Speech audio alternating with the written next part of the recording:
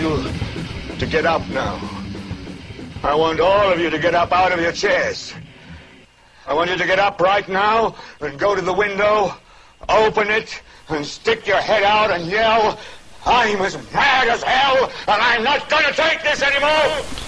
Good evening, everybody. Welcome to Smith Radio on a Sunday evening at 5 o'clock. Today is March 1st, 2015. Your host, Brian Smith, and we are waiting Carrie Smith any moment now. But we're going to get started because I promised everybody we'd start at 5 o'clock to talk about all the top breaking stories of the week. We're going to touch on the ISIS jihadist and everything that they're trying to do and not do over there. However, Christians are now fighting back, something that we haven't been hearing much about, and I'm here to give you all the news on that, as well as Obama's threat to Benjamin Netanyahu and the Democrats and what they're planning to do when he arrives here to speak on the floor of the Senate, and what the conservatives are doing as well. We're also going to talk about the IRS and Lois Lerner. No, don't think that's not in the stack of stuff, and don't think that everybody has forgotten about the IRS, although the media wishes you had. There is some breaking news on that, as well as the sad and very emotional goodbye that Obama had with Eric Holder. Eric Holder, as you remember, the head of Fast and Furious, where they gave illegal guns to criminals in Mexico, gangs, to be used against Americans and whoever else in the hopes that they could start some kind of uprising and anger towards guns and gun ownership, as well as something about that. Let me touch on this real quick. This is in the news this week, breaking, if you will. The administration is currently trying to force its way into, here it is, the administration is proposing an ammo ban for the AR-15 rifles. And this is from FoxNews.com, and I'll read what they have posted here. They have lawmakers are firing back at a proposal by the Obama administration to ban one of the most common bullets used with the popular AR-15 rifle, with more than 100 members of Congress signing a letter opposing the move on ammo. Word of the proposal by the Bureau of Tobacco, Alcohol, and Firearms and Explosives, I think we talked about that last week, ATFE, to ban the .223 green tip ammunition, came out on Thursday and prompted an immediate backlash from sportsmen. House members from both parties and some law enforcement officials were not far behind. Well, folks, I know there's a lot of people out there that don't like guns, maybe don't even own a gun. That's fine. This isn't about you and you not owning a gun or having a gun. This is about the Constitution and the Second Amendment. The Second Amendment is a right to bear arms, and it doesn't have any stipulations in it whatsoever. So background checks are in violation of the Constitution. Any kind of restriction that they would put on you, saying you can't own specific types of guns, whether they be large rifles, small handguns, you name it. I mean, regardless, I know I talked about this last week, where an antique collector had purchased a gun that was, like 400 years old. He had it wrapped in a cloth and stuck in his glove compartment. He was a former teacher as well, and that does play part of the story. He was pulled over and informed the police officer that he had the firearm in the glove compartment. And then he also states in the article exactly how to load this gun, which would take, if you had the right and proper equipment, might take a few minutes to even load a round in this artifact, if you will. And so now he's facing, I think they said he was facing 10 years in prison, as well as stiff $10,000 fines, and then he would be stripped of all his pension and his pay according to the school. So, Second Amendment folks out there, you need to speak to your friends and families about this. The AR-15 is not an assault weapon, and if it is, that means your fists can be referred to as assault weapons. Kerry Smith, how are you? Pretty good. What do you think about the AR-15 and the ban on .223 ammunition rounds by the administration? How serious is that? Is this? I don't know. 100 members of Congress signed a document on Thursday saying that that they're completely against it. The ATFE is attempting to enforce this. They said there's a little glitch in the law that says that they can regulate specific bullets that may be a threat to law enforcement. So, I don't know. Just, well, hold on. Let's walk this through real carefully. Oops. Let's walk this through really carefully. I understand liberals feel threatened by inanimate objects such as bullets and guns. I understand that. right. But first of all, do they think that the .223 specifically is a danger somehow? How is it more of a danger than any other weapon out there? A 50 cal, Well, they're saying that the bullets can pierce through bulletproof vests used by law enforcement. Well, so are they so stupid? This is my question. Are they so stupid to think that it is that particular round that the diameter and the shape and the name of it somehow has something to do with its armor-piercing capability? Or is the law worded in such a way that it bans anything that could pierce armor? That's the question I have. Right. Well, I'm reading. I read a little excerpt from this FoxNews.com website, but apparently the ATF is a little concerned because they're saying that handguns can be outfitted to fire these bullets. However, the ATF proves that there's no evidence that this has ever been done, and they're worried. Sure, you could make a handgun that fires .223 rounds. Just nobody would do it because it'd be awkward. They're a long bullet, and normally a handgun has a clip that slides into the handle. Right. Well, because the .223 rounds have such a large casing and they're long, it would be awkward to make a handle that big. It would be hard to hold on to it. It's kind of like the Desert Eagle 50 cal. Right. Those are very large diameter rounds, and they have a pretty big casing on them. So if you've ever seen them before, you practically need to hold on to it with two hands because the handle dimensions are big. Like you would have to, it's got girth. Right. Well, the problem that I see is that if they're claiming that the ones that are Teflon coated and all these other special the bullets that are able to pierce through bulletproof vests, so then because the bullet has a capability of doing something and your protection against the bullet is inferior, because your protection against the bullet is inferior, that means that the bullet should be deemed unsafe and irrelevant and thrown away. Well, here's my argument to that, and this is a little bit, this is the kind of argument that makes the liberals scream tinfoil hat. Okay. Yeah. Okay. But it's true, and it's what the founders founded this country on, and if you don't like how the founders founded it, then you should get out, period. Or you should try to leave, renounce your citizenship, and move to Belize. Right. Or Mexico, or wherever. No, but they wouldn't take you.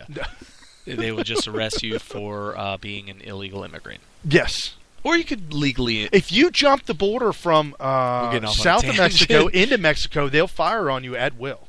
Okay. So we got off on a tangent there really quick, but they may be using AR-15s with here's my Teflon coated point. bullets. So here's my point, the tinfoil hat point.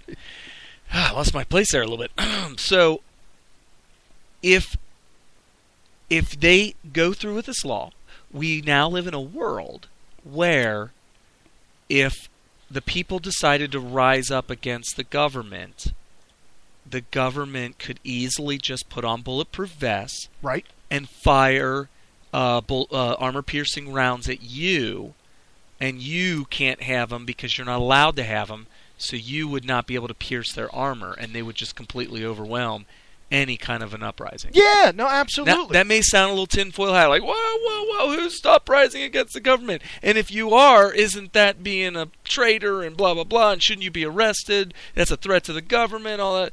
I mean, that's what the founders founded this country on in case of a tyrannical, despotic dictatorship. yeah, Like what we're slowly creeping towards. We're already sliding down that slippery slope. I mean, when you have, and I've got an article, we'll get into this a little bit later on, but I don't know if you saw that YouTube video that went viral of the 6th grader who happens to be black and went on a 3 or 4 minute rant He's a 6th grader? on Obama. Very well spoken and educated as Oh well. my Yeah. gosh, you're not allowed to say well spoken about black people. And educated. Yeah, that's. But you should. See, the hear liberals teach society that when you refer or describe a black person as there's buzzwords, these key they're dog whistle words. If they're clean or and articulate. Yeah, like or Uncle Joe said. educated, well spoken. All those. Did you hear what happened to... Hold on. Okay. This 6th grader is above average intelligence, flat out. I mean, the way that he was able... I mean, it looked like he might have been reading from some notes, but the way that he put this whole rant together, blasting Obama and his no love for America, got ripped off of Facebook. Facebook took it down. Oh, Said you can't have that. no. So when you live in a world with a government who is slowly becoming ruled by tyranny, by a dictator, you need the citizens need weaponry to protect themselves, one against an out of control tyrant, dictator, a takeover of communism. If you don't think that isn't happening now, you need to wake up your eyes. And I'm not tinfoil hat here. I'm real. We're not tinfoil hat. No, I'm real. No, tinfoil hat is the argument that liberals use to describe people who are, I mean, it would be like when I make that comment, they would try to destroy the comment by throwing out the ad hominem attacks of tinfoil hats and all that kind of stuff. And I don't have a tinfoil hat. I have the metal, solid steel bowl with holes in it to drain spaghetti. A colander or a strainer. Yeah, but it's not the mesh kind. It's like the solid kind with holes in it, and it has feet. It has feet. Yeah, it has No, 4 feet sticking out the top. That's like a disc.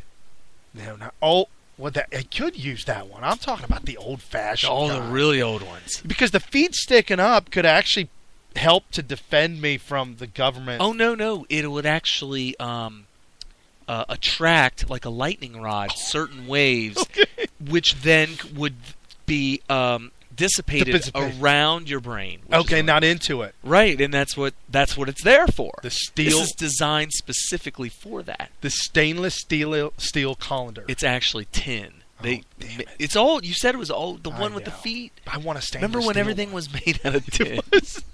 Everything. Like, you know why they call it tin foil? Because it used to be made out of tin. Yeah. Aluminum foil is not as good for you either. Well, you never heard about Alzheimer's before aluminum foil was invented. Well, aluminum cans? No, even in machine shop at a very young age, even the guys who machine metal, everybody knows. Aluminum is a direct cause of Alzheimer's. Don't get around it. For those of you that don't know, the reason they found that out, real simple, they did an autopsy on people with Alzheimer's, and they found extremely high concentrations of aluminum all over the brain. Yep. Hey, something that I thought might be kind of fascinating, because we talk not negative things, but there's a lot of bad things going on that we bring up, that we do talk about and try to expose, if you will. This is kind of one off the topic that I don't know if we talk about very often, but the LGBT, the lesbian, lettuce, bacon, G, what would G be? Jello.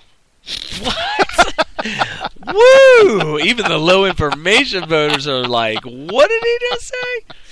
Lesbian, gay, bisexual, transgender acronym, okay, the LGBT, is not inclusive enough for Wesleyan University. Oh, because they have some people that don't fit there? Correct. Okay. Correct. They want to be 100% inclusive.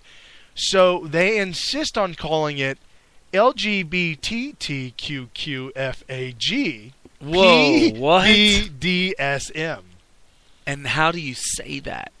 Can you pronounce that? Well, you wouldn't really say it, and it is a mouthful, but reported here on PatriotUpdate.com, it stands for lesbian, gay, bisexual, transgendered, transsexual, queer, questioning, flexual, asexual, gender boop, Gender what?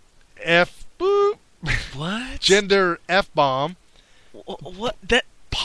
Wait a minute. polyamorous. What is a gender F-bomb? I don't know. What? Bondage. Is that this Disciple? Disciple. dominance, submissive, sadism, and masochism? So here's the thing: the sadism, masochism. How is that a gender? That's an activity. If I'm a soccer player, a handful of these things are activities and not genders. right? So if Yeah. I'm a soccer player and I feel like I'm being left out, shouldn't I say, and soccer players, that should also be in there? Oh, I haven't been represented either. There you go. Wow, they didn't represent straight white men. We need SWM. Wow. And you know what? The way that the SWMs have been abused the past 5 or 6 years, Oh I my mean, goodness. abused. They're. I mean, and when I mean abused, I don't mean physically. Nobody's beating on us or anything like that. Although there may have been some murders here and there, thanks to the media. They definitely have blood on their hands. But Well, help me out here. psychological abuse, bullying. The SWMs What? are the most bullied group of people Yes. in the past 5 years. Yes. Hands down. Well, what is this one? Questioning. That would be what you do when you are inquisitive about something. Okay, well, they're calling that a gender. No, questioning is something that you do. Okay. Well, so shouldn't lesbian, gays, bisexual, transgender, transsexuals, queer all be upset by someone who's questioning, what's flexual? You don't have the definition in What front is of you. flexual? Talk about dropping the ball. Well, I was going to look up in the Urban Dictionary because that's where it would be. Webster would not hold flexual. Well, it depends. They could have updated. Oh, they may be Okay. forced Let's to go. update. Let's go to the old Google. And then asexual. Asexual? Asexual. That would be like an atheist is somebody who's not a theist. Right, so asexual means that you are... Not sexual at all. Right, so how could your Well, sex okay, be if in you've there ever- if you're non-sexual? Well, asexual, if you've ever undressed a Ken doll, that would be considered asexual. Oh, my goodness. Wow. So define, let's go ahead and look this up. Oh, it is in the Urban Dictionary. What is? Flexual. Well, hold on. Let me see if I can get an actual flexu. Am I spelling this correctly? I don't know. Flexual. Oh, Wow. make sure you don't Don't put the R in there. No, it says F-L-E-X-U-A-L. No. You know what Google said? Google said, "Are you sure you don't mean flexural?" Yeah, that's what I don't put the R in there. So the Urban Dictionary. There is no. It's a made up word. Right. It's literally a made up. You have to go to the Urban Dictionary, which defines it as sexually attracted to two or more genders. Whoa, that's bisexual. What is two or more genders? Oh, Oh, I see where they're going with this. They're saying, wait a minute, I'm attracted to 3 sexes, not just 2. There's more I didn't know there was more than one sex. You mean more than 2? I didn't know there was more than 2. I mean, I'm thinking of me. Because you're asexual. Right. Which means to you, everybody is one sex, which is nothing. Right. So if I'm looking at it as a normal person, I would see a man and a woman. There's 2 different sexes. Okay. How do you get 3? Well, there's all the other things. The LGBTQFYNZXYZ. What about people who are into inanimate objects? Okay, see, and that's not a gender. Okay, what about people that are into trees? That would be a horticulturalist. Sexualist. I don't know.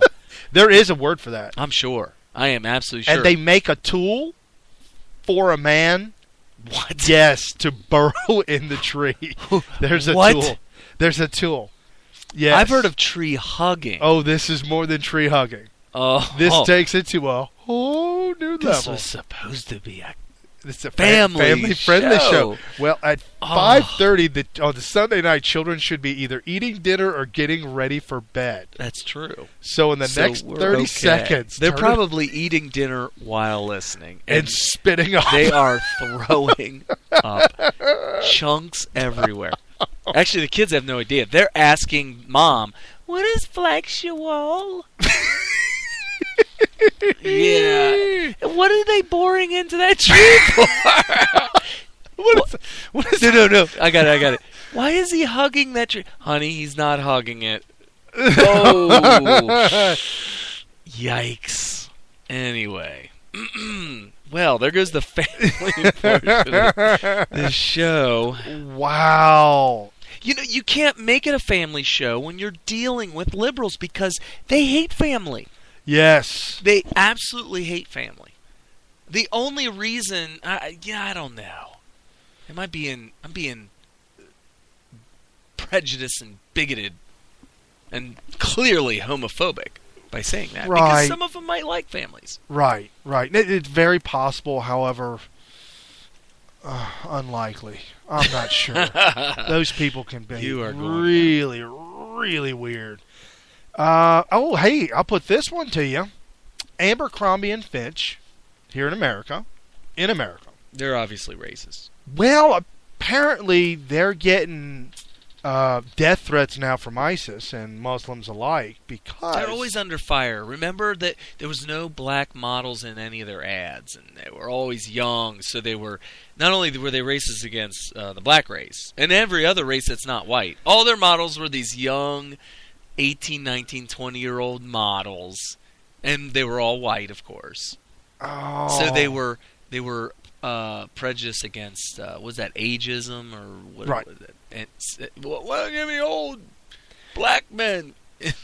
Well, I mean, Hollywood could be just as accused of doing it. They had backlash this week, too, for their Oscars. Not one single black nominee. And he got up on stage and he said... Who's he? Doogie Howser. Howser. Yeah, Doogie Howser, right. Who came out in a diaper, by the way. I thought he was completely naked. No, he was in a diaper. So he said, I'd like to thank all the white people. I mean the... So he was making fun of himself. Well, but he wasn't in a diaper when he said that. He was like, I'd like to thank all the white people. Or like he made a white comment, which was really... Whoa. Racist against... See... But they can do that kind of thing, right? Who's they? Them people in Hollywood. Well, no, I was going to say, he's white, and there's this belief... And I'm telling you, I completely disagree with it. But there's this belief that, well, you're allowed to be racist against your own race. Well, but he was it was kind of a slight on black community because they were outraged that it was all white, and he's like, "Yay, it's all white." So he was rubbing it in their face, right? Ooh, yeah, Didn't laugh. Oh, and then he looked at Oprah. He made a comment, said, "You know what I'm talking about, Oprah?" And the camera zoomed to Oprah, and she was so visibly uncomfortable. Did she turn red? A little bit. Her eyes did. Oh, did smoke start coming out of her? Yeah. She's mad. Oh. So, apparently Abercrombie is has a dress code. Okay. Oh, you mean to work there? Yeah. Okay. Just like Hooters. Yeah, you have to be appropriate. Right? The guy sued. Yeah, and he won. And he did win. I honestly believed he didn't win, but he did win a lawsuit. He shouldn't have won. No, because they still have the Hooters. What man is going to go into a strip joint and say, "I want to be a stripper"? A female. I want to be a female stripper or a stripper in general.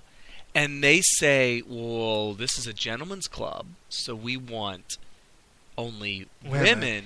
And then he could say, well, first of all, that's discrimination against sex discrimination because I'm a man. Right. And you're denying me employment. I'm old and I'm creepy. You're denying me employment based on my gender, which is strictly prohibited, obviously. And then my pedo mustache doesn't conform with your look. Freddie Mercury's dead, man. Let it go, man. Right. Let it go. No, and then the second thing is he could say, yes, it is a gentleman's club, and are all gentlemen straight? Oh, wow. Well, according to LGBT, half have either thought about it or wished they'd gone through with it and didn't. Right. So that's according to LGBT. So they're evangelists. Which they're numbers are skewed. Well, of course they are. No, they're evangelizing. Was what you're saying. They're saying, look, if it wasn't for all you people spilling all this propaganda into these straight people's heads, they would have been gay. Right. But you guys bully them into being straight. That's their argument. Oh, yeah. Speaking of that.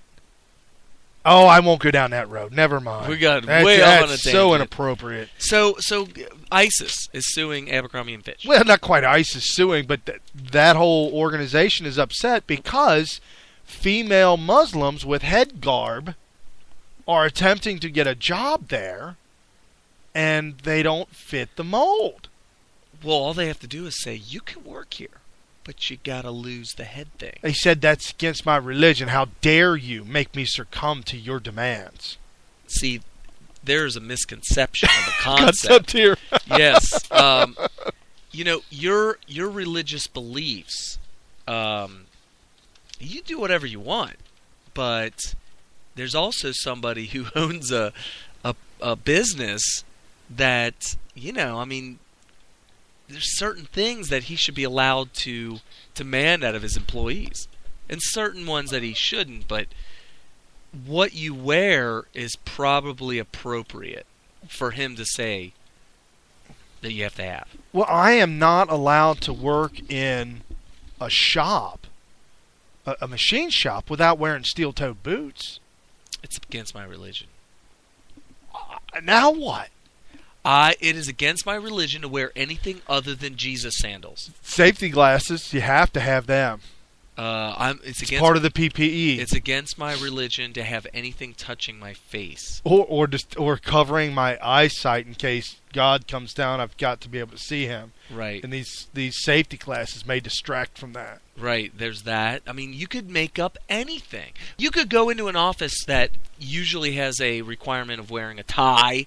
Let's say a white shirt, buttoned up, have to wear a tie, maybe even a coat, whatever. You could go in there and say, my religion requires me to wear these dirty, tore-up jeans, overalls, let's say, right, with a flannel shirt. It's my religion. Is it the religion of the hills of Kentucky? Well, I'm not allowed to wear shoes ever, and I have to wear a straw hat. Right, and I have a bad habit, which I consider a good habit, of chewing on chaw. chaw. Chaw. I got the I must- block of chaw according I to- bite off of. According to my religious beliefs, I must be allowed to spit at all times into, if necessary, a container nearby, which you must provide to accommodate for my religion. Right, and it can be clear container. Doesn't bother me. Might bother others, but doesn't bother me. Right. Could be a used Mountain Dew can. Of course, where they tear open the top. You gotta love that. You know Have you they- ever seen the 2-liter bottle? They cut it in half Oh no! and flip the top. They take your Yeah. 2-liter bottle, Right. cut it directly in half, short ways. Okay. Then take the top, flip it over, and shove it back into the bottom. Okay. You have instant spittoon. Spittoon. Right. And it's actually not bad because if it does tip over, which they all do, Yeah. Yeah. you know, an elbow knocks into it, knocks over. It's not going to spill a lot. It's it's not going to spill much. I hope that top doesn't pop out. It could pop out. Right. Well, the popular thing now, I know the Mountain Dew can isn't completely clear, but What not is the can, the bottle, The the bottle, plastic okay. bottle, Mhm. the little 16-ounce serving bottle that you're not allowed to buy in New York. They drink that and they use that to spit back in it, Yeah. but it fills up black. So it's what do So you it's got in obvious. there? Coke? It's Coke, yeah. Apparently, Coke. it's just spitting. On. Yeah. It's just so nasty. Right.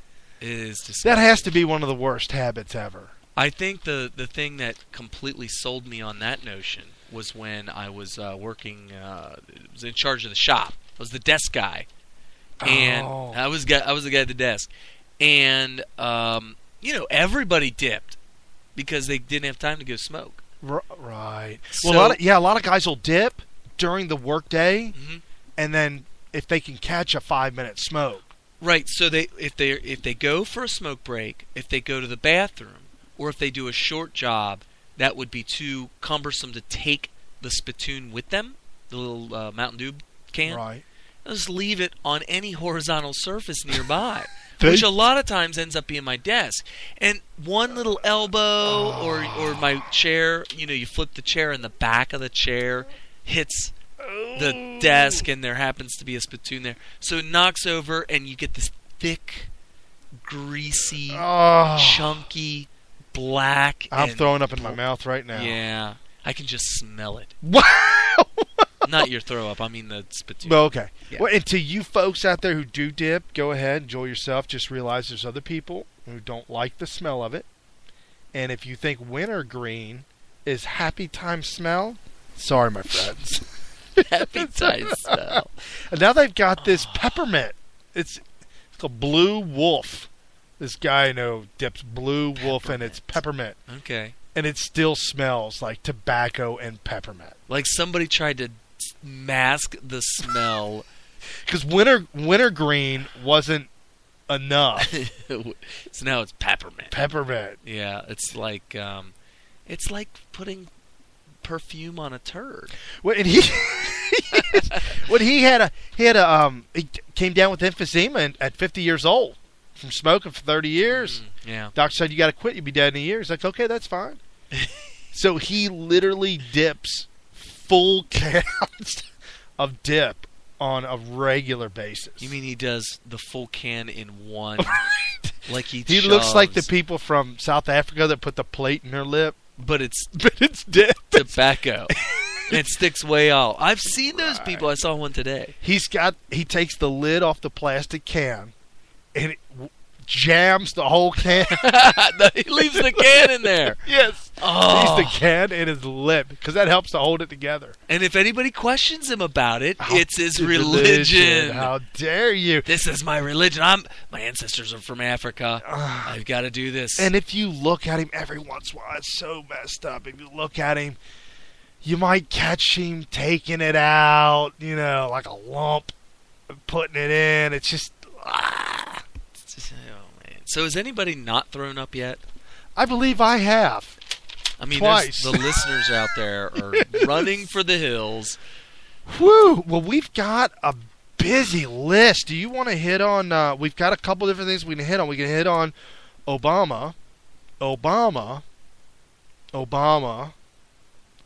Lois Lerner, Benghazi's back in the news this week, and I've got sound clips from the Democrats in Congress who claimed this week House Republicans were going to shut down the government because Obama wanted them to pass Department of Homeland Security bill with his amnesty bill in the back end to fund it all. Mm-hmm. Republicans said, we're going to shut this down. Democrats took to the podium and said, well, Nancy Pelosi said, we can't give up a paycheck. Oh, she can't give up a paycheck? Yeah, man. That may backfire. See, the thing about communists, and when I say communists, I'm referring to a vast majority of the Democrats. Anybody who buys into, votes for, creates, or pushes these programs that the government puts into place is a communist, and you need to know that. But anyway, what they do is they pass a program, let's call one of them Obamacare, let's say. Right. And from now on, anytime it is attempted to be appealed or defunded, repealed, I should say, repealed, defunded, stopped for any reason, that is the green light for the Democrats to hit the podium and say, look what, they're taking it away from you. They're taking your health care. They're going to make you die in the streets. And, that's one thing. And then there's any program. It could be Social Security. Oh, they're throwing old people out on the street. What about the children? Well, I thought that was a parody, a joke. They literally just say it. Yeah. They throw shame out the window and just flat out scream for the hills. What about the children? Now that you say that, Democrat from California, Miss Sanchez, Democrat from California, she was on PMSNBC, and the commentator asked her, "Hey, certainly you could go at least a week or two. Surely you could go." She said, "No, Shirley, I can't. Don't call me Shirley." Right. What was her name, Shirley? So this is what she had to say about that. I have to tell you that I live paycheck to paycheck like most Americans. I'm still paying off my student loans. I have a 2-year-old son who I have to support, and I have to maintain residences on both coasts. It's very difficult for me to say, hey, I can give up my paycheck, because the reality is I have financial obligations that I have to meet on a month-to-month basis that doesn't make it possible for me. How long are they suggesting that she goes without a paycheck? Until they work this out. Could be a week, could be a couple weeks. She should have thought about this. This should be a threat at all times to all people in the service of any kind. It could be, especially elected officials. It should be a threat to lose their paycheck. Do you know how much she makes? I imagine it's way more than she deserves. $174,000. So she probably lives in a very large mansion with a very large mortgage. She has multiple homes, Washington, D.C., and California. So she has 2. Well, she's got one in D.C., and then she's got one in Washington State, and then one in California. Oh, 3. Okay, so here's my suggestion. She may even have more, but she didn't come forth with She needs to figure out where she lives. I mean, she's a Democrat from where? California. Okay, she needs to either A, if she was smart, she would have enough set aside in an emergency fund to float her until they get this figured out. But she doesn't deserve it. And you know what the sad thing is? They always back pay. It's crap. Oh, yes. They're like, we're going to go ahead and start the funding again. By the way, we missed 2 months of your pay, so we're going to go ahead and give you one big fat check for 3 months all at once. And so, number one, she'll get that all anyway. Yep. There is no real shutdown. There is no real defunding of anything. All they're saying is we're going to stop it for a little while, but then we're going to give it all to you in one lump sum. That's all it is. That's the pain that they're suffering through. So that being said, number one, they should have some sort of a slush fund, if you will. They all have slush funds, and that's what they call it. Right. Okay. They should have a bank account that's for emergencies. Slush Fund Bank of America. And you know what? A lot of financial people will tell you that you should have several months, if not 6 months, of your pay in some sort of and for poor people out there, and believe me, I know some poor people, this may not be possible, but if you make $174,000 a year, you're not poor. So if you don't have that, shame on you. Now, right. Now I'm not going to leave her hanging just like that. I will throw this out to you. If she is one of those slackers who didn't, a rich slacker who didn't use their vast wealth to put aside 6 months of their base pay in an emergency bank account, then she should sell the one house where she doesn't really live, which in my world is called a vacation home. Right. She should sell that vacation home. And this is last resort stuff here. All right? She probably has other stuff to sell. But let's just say she's living paycheck to paycheck. She has nothing that she can sell, nothing in a bank account. She's a complete screw-up financially. Right? Wow. Then she needs to go to Washington and tell a realtor, I need to sell this thing within a week. Need to dump it for whatever the price. Dump it. Say, whoever wants this, please give me as much as you can. Do an auction next week. Because this $1 million house that I pay, well, I'm giving her benefit of the doubt. I'm giving her a slumlord house. Okay. And so this $1 million house that I pay, $8,000 a month mortgage. I gotta dump it somewhere. You gotta dump it. I gotta dump it and the jumbo loan because she doesn't live there. Right. She represents California. I understand having a residence in Washington, D.C., that would be, I would consider, a requirement. A residence in California where she represents, I would consider that a requirement. But don't sit here and cry me a river about not having enough money to defund your paycheck when you have a vacation home in Washington. So let's talk about the Democrat Nancy Pelosi. This is what she had to say in an presser the other day. I don't know about you, but I think almost everybody I know cannot live without having her paycheck on time. Everybody she knows. Members of Congress even. And yet they're asking this Department of Homeland Security people to do that. What happened to this awesome Obama economy recovery / everything is booming because Obama's the greatest president ever? Yeah. She should have money flowing out of her ears, which she does.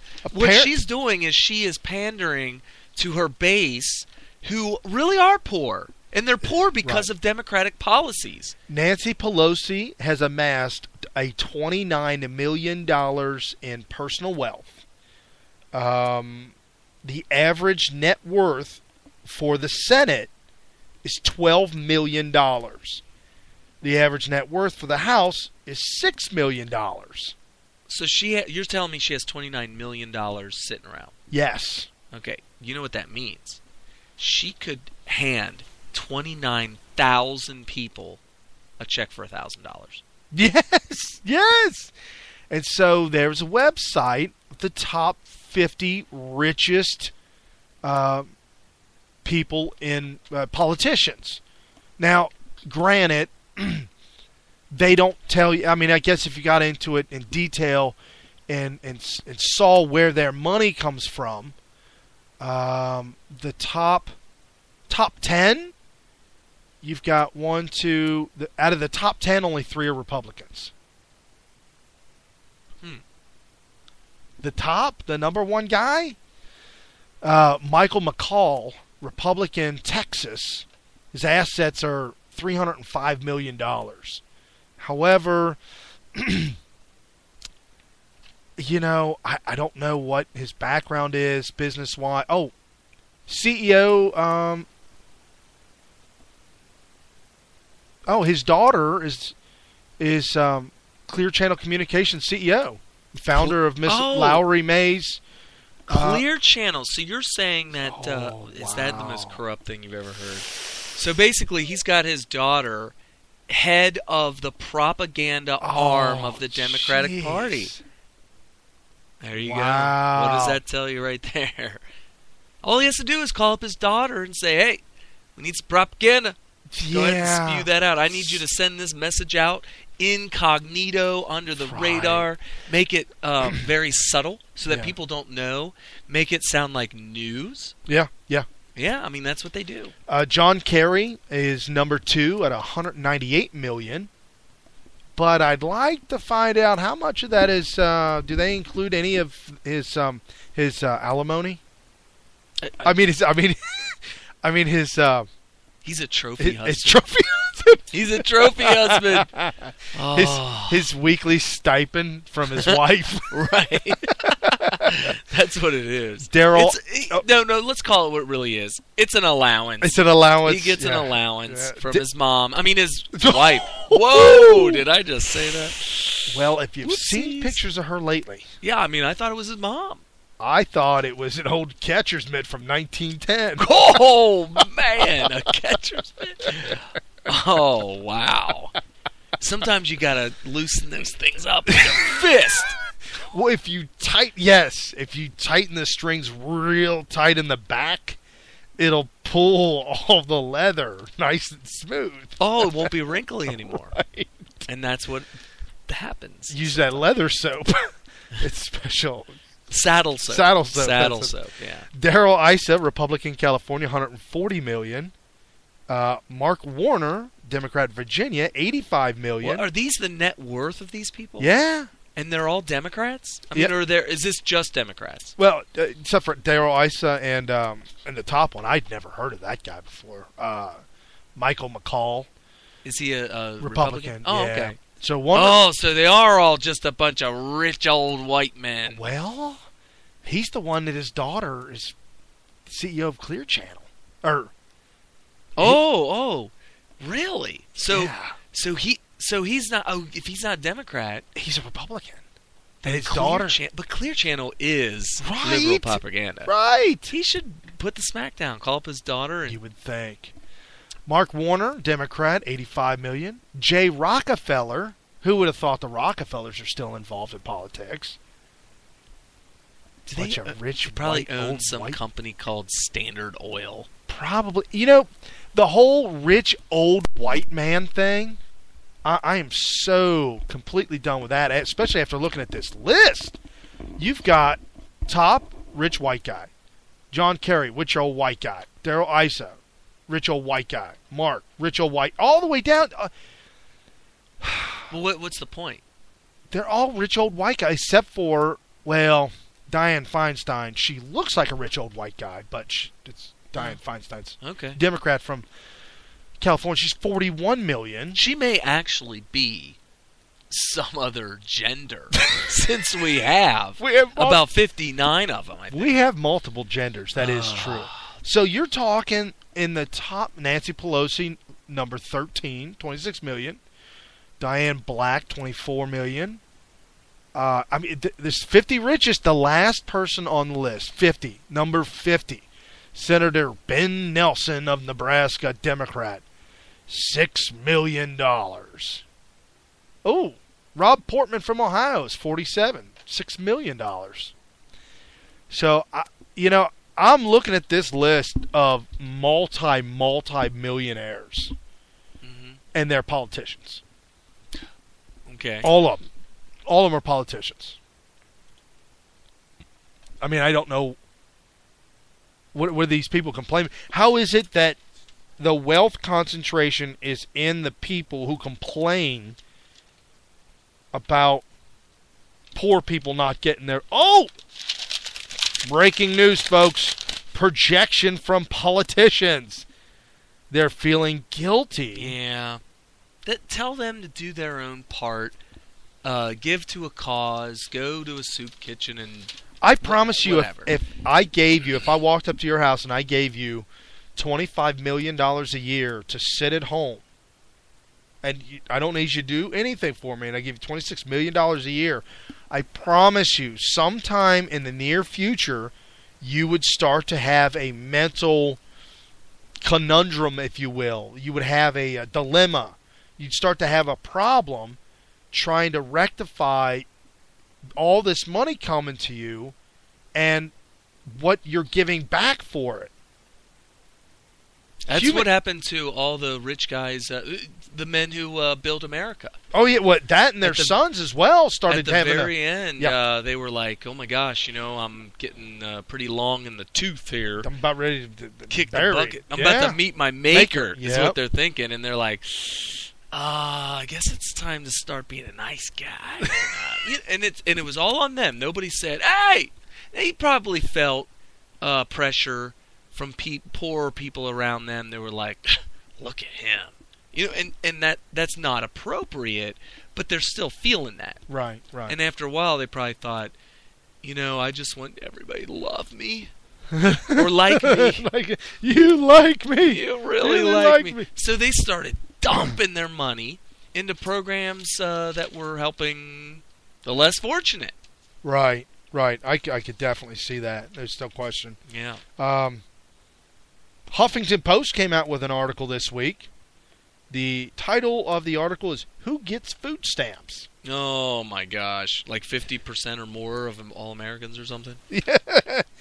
They say that Washington, Gene Alday, a Republican member of the Mississippi State Legislature, apologized last week for telling a reporter that all the African Americans in his hometown of Walls, Mississippi, are all unemployed and all on food stamps. I come from a town where all the blacks are getting food stamps and what I call welfare crazy checks. Welfare crazy checks? Yeah, Alday said to a reporter on the Clarion Ledger, a Mississippi newspaper earlier this month, they don't work. That's what he said. What do you mean by them? They, them, and those people. Apparently, he referred to them as blacks, but the Huffington Post referred to them as African Americans, being politically correct. Let me tell you something. If you use the word African American, I'm not calling you a racist, but you're on that slippery slope. You're doing it wrong. Don't use the phrase African American. Every black person I know they may not hate it, but they have a problem with it, and they don't call each other African American. Have we talked to our brother or our in-law or brother-in-law? Have we ever talked to him about that? He did. Yeah, I think I did have a short conversation with him. He said, I don't ever. I did.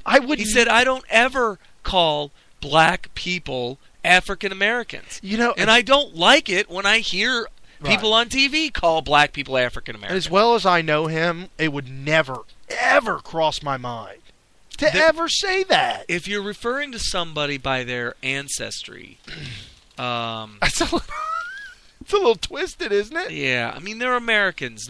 It's almost like you're excluding those people you're people that you're calling African American. Them. You are excluding them from America. You're saying, well, I know you're an American citizen. I know that, but you're not American. You're African American. Now, why does the African come before the word American? Because that would be it's important. It's important that we point out to anybody listening that you have a different skin color, which is weird because a lot of South Africans are white. Who's that? Charlize Theron. Oh, yeah. Oh, she is gorgeous. Wow. So they put up a list of who gets the most amount of people who get food stamps, and let's go from the bottom of the list, and we'll go up to topping the list off. Okay. At the bottom of the list, oddly enough, they lump a whole bunch of people together called unknown. Okay, so that would be everybody who they don't know what category to fit in. Nor do they know where the money goes, and they don't care. So politicians, pretty Right. much. Okay. 12% go to unknown people. It could be... It seems weird that they would be unknown. Wouldn't that be known to be giving? Hold on. I don't think they're saying that it's a person that is unknown. I think it's a person whose unknown race, origins. their race is unknown. Okay, so there's 12, almost 13% unknown. Okay. 1.2% Native American Indian. Native American. There's another. I call them Indian. I call them Indian too. And maybe it's a however, misnomer because they're not from India. So there might be a little bit of a conundrum there. Could you say Native Indian? I could call them. What's the word? There was a word that they use. They. Just that, what do you mean by they? Choctaw? No, not the tribe name. Indigenous? Indigenous people. Yeah. Yes. So I call them indigenous Americans. Indignant. But the problem was that this wasn't the Americas when they were here. So calling them indigenous Americans. Well, this is the continent we refer to as America. I'm just saying, they knew this land before America, so it should be the indigenous people of the land before time of America. Well, that should be their entire title. Well, let's go right into the weeds then, because they found a remains of a person who predate any known Indian exhumed ever. So they know the age of this skeleton predates any found Native American, Indian, whatever, indigenous, whatever. And when they tested the race, not Indian. Must be planted. Must be planted. No, so the proof that was established when they discovered this was that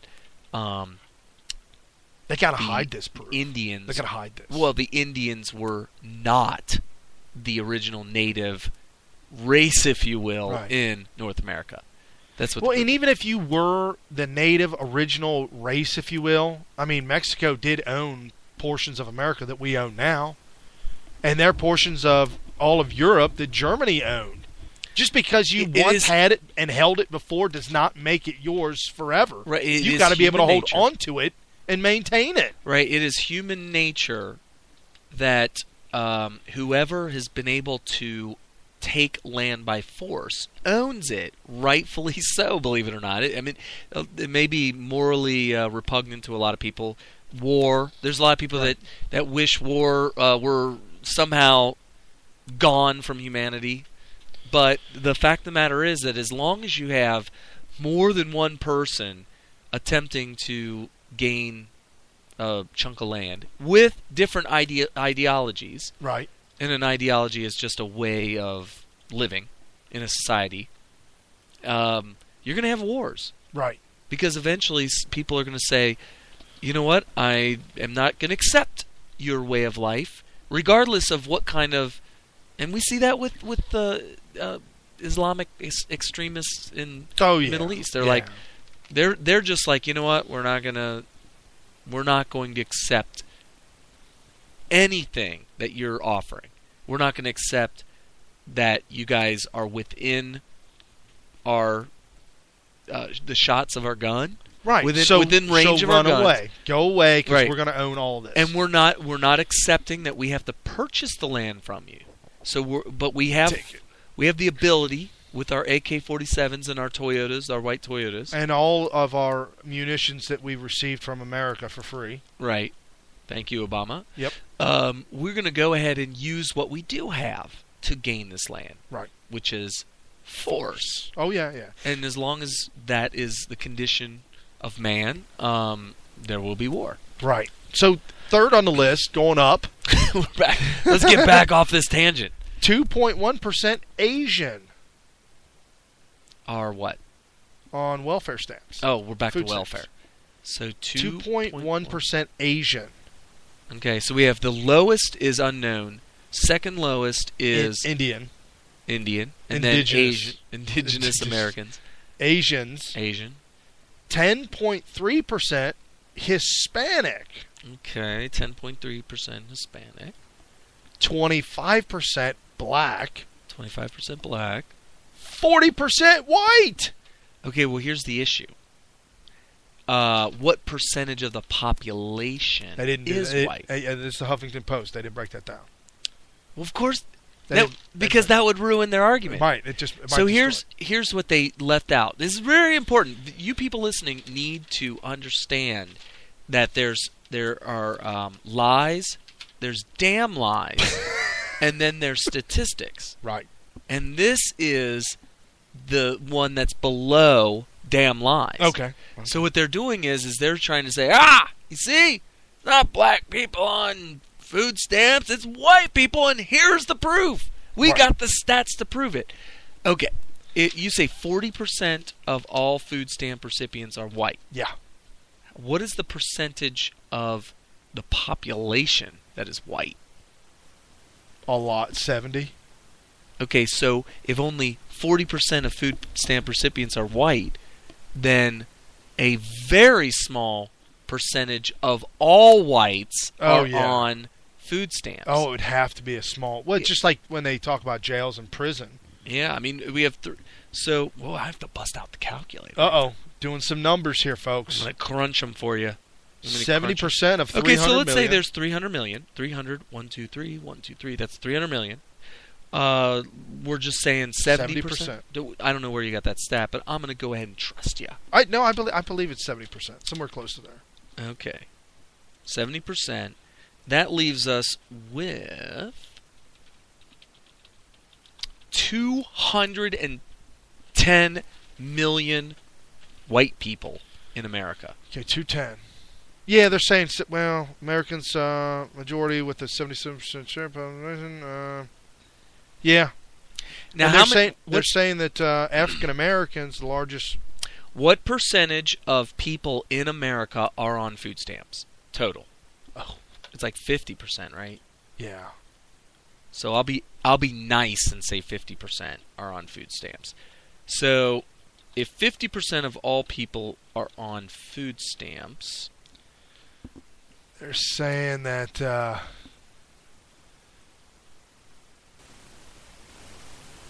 so 300 million times 0.5 is 150 million people. Is there 150 million people on food stamps? it's possible. Wow. So 40% of 150 million are white on food stamps. So that leaves us with 60 million white people on food stamps.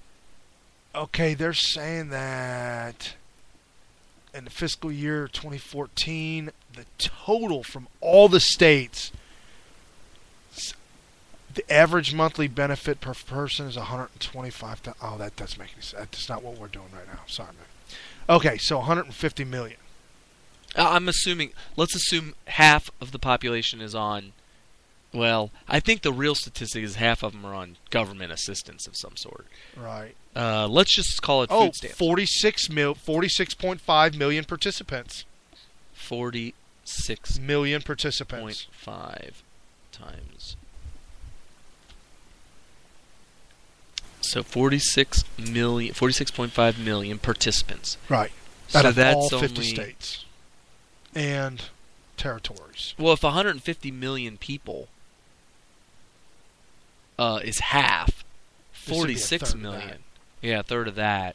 So we're talking like 15% or so are on food stamps. Yeah. That's pretty low. Well, when you look at it as a whole, I think the 50%, when we reach the 51% threshold, that is 51% of Americans receiving some type of government assistance. Okay, so 46 million people on food stamps. Right. 40% of which are white, which would be 18.6 million people, white people are on food stamps. 18.6 million white people. Okay. So 46.5 participants. Now, how many of them are black? Did you write that down, by the way? Did you get the percentage for blacks on food stamps? Of course, it's a lot lower. Oh, it was like 25%. Yeah, it was 25%. Yep. Okay. Yep. 25. That would be 11 million. Now, what percentage of the population is black? I said 15%. 15% of the entire population. I thought it was higher than that, but that's what the government website said. That sounds about right. I've heard those stats before. So, the moral of the story is, so 11.6 million black food stamps. Right. Just under 15%.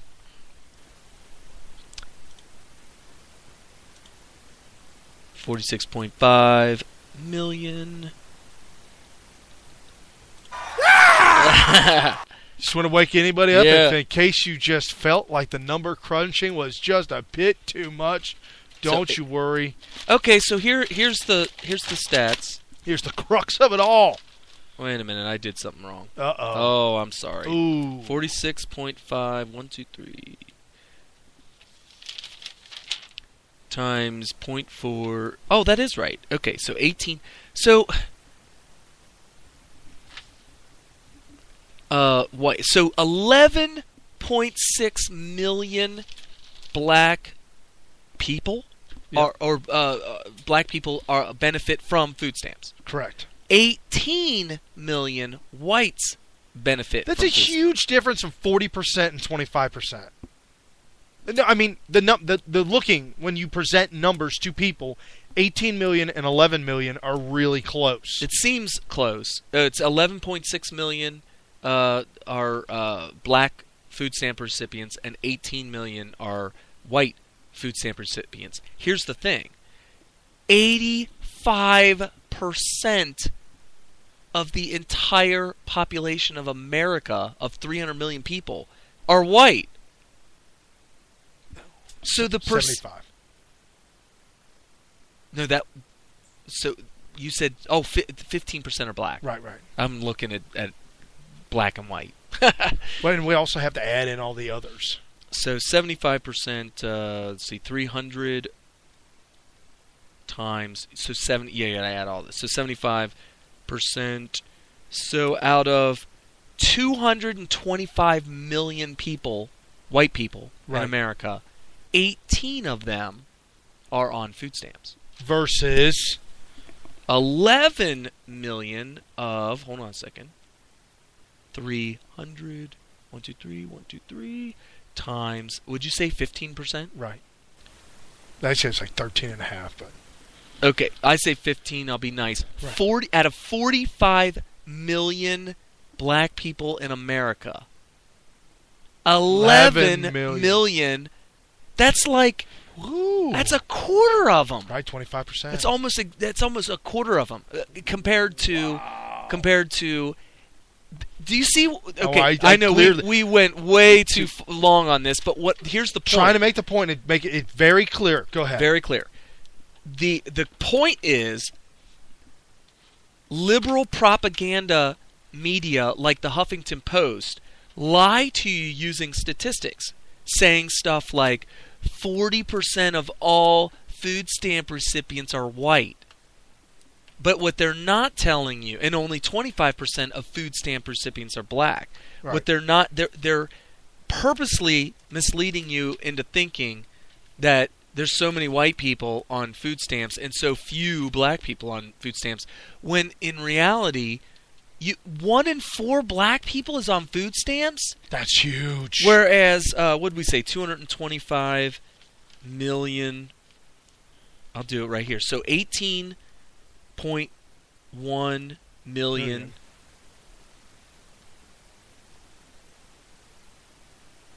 that's a really low percentage. 8% of white people. 8% of white people are on food stamps. That's three times less. Yeah, so it's 3 times more black people on food stamps as Than there are white white people. people. Even though they're telling you 40% And- of food stamp recipients are white, It's and something only 25% are black. Right, and something that should tip you off is that they quote what they claim. I have no idea if this Alliday guy is a Republican or if he is still in. Apparently, he's part of the member of Mississippi State Legislature. Who knows if he's even still there? But they quote a Republican member. This very racist remark. I don't know. It's just a really prejudiced, if you will. He's a real prejudiced remark about saying, "Oh, the blacks I know, they're welfare crazy chicks. They don't work." Okay. The fact that they quoted a single obscure Republican in the state legislature, which there are thousands and thousands of those across the country, and they found one from the deep south of Mississippi, which is probably a blue Republican. Well, he was until he converted over. Right. So, of course, and that's their MO. The communist propagandist's MO is tell them what you want them to know. Right. It could be a lie. 99% of the time, it's a complete lie. And then reinforce it as being true with those outliers you find. You will find somebody. Oh, yeah. You say old white people are all racist against blacks Right. and other non-whites, just totally racist. And you'll be like, what? What kind of a statement is that? And then, one at a time, you find them. Right. One at a time. Out of millions and millions and millions of whites, They pull you're this going to one find... single dude out of the backwoods of Mississippi. Whatever. And then they said, see, what we've been telling you is absolutely true, and here's the proof. And what it does is, for the 99.99999% of all those that it's not true about, No. they have an absolutely not. uphill battle now. Right. They've been mislabeled using prejudice of the liberal, Democrat, progressive, communist propaganda. Manifesto. Yeah. Their playbook. And I'll tell you, a lot of times I've noticed that that some of the black guys that I work with that may have a misconceived perception about what white guys are. It's a misconception of a concept.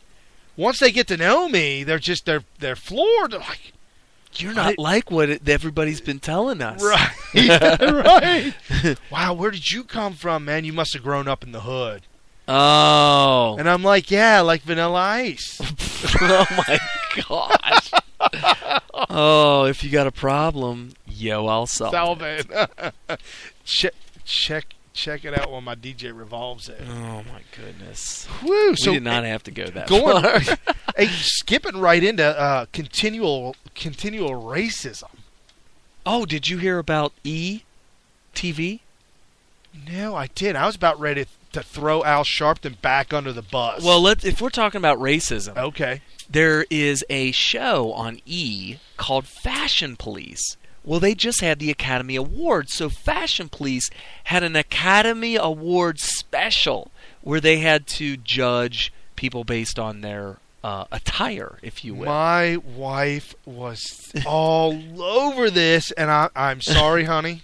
I know you're listening right now, and I apologize, but I should have paid attention. You should have, because now we're talking about it. This is high information, low information stuff. Yeah, Juliana, what's it, Rancic?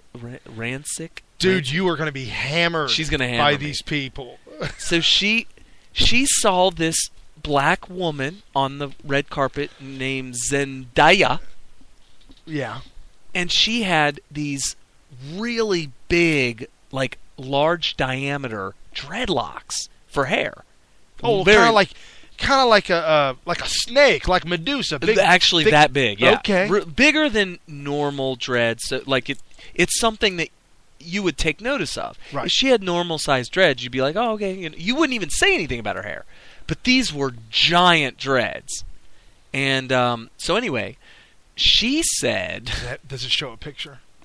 Yeah, there they are. This is really... well, it's not a picture. It's a still of a video. You got a lock up?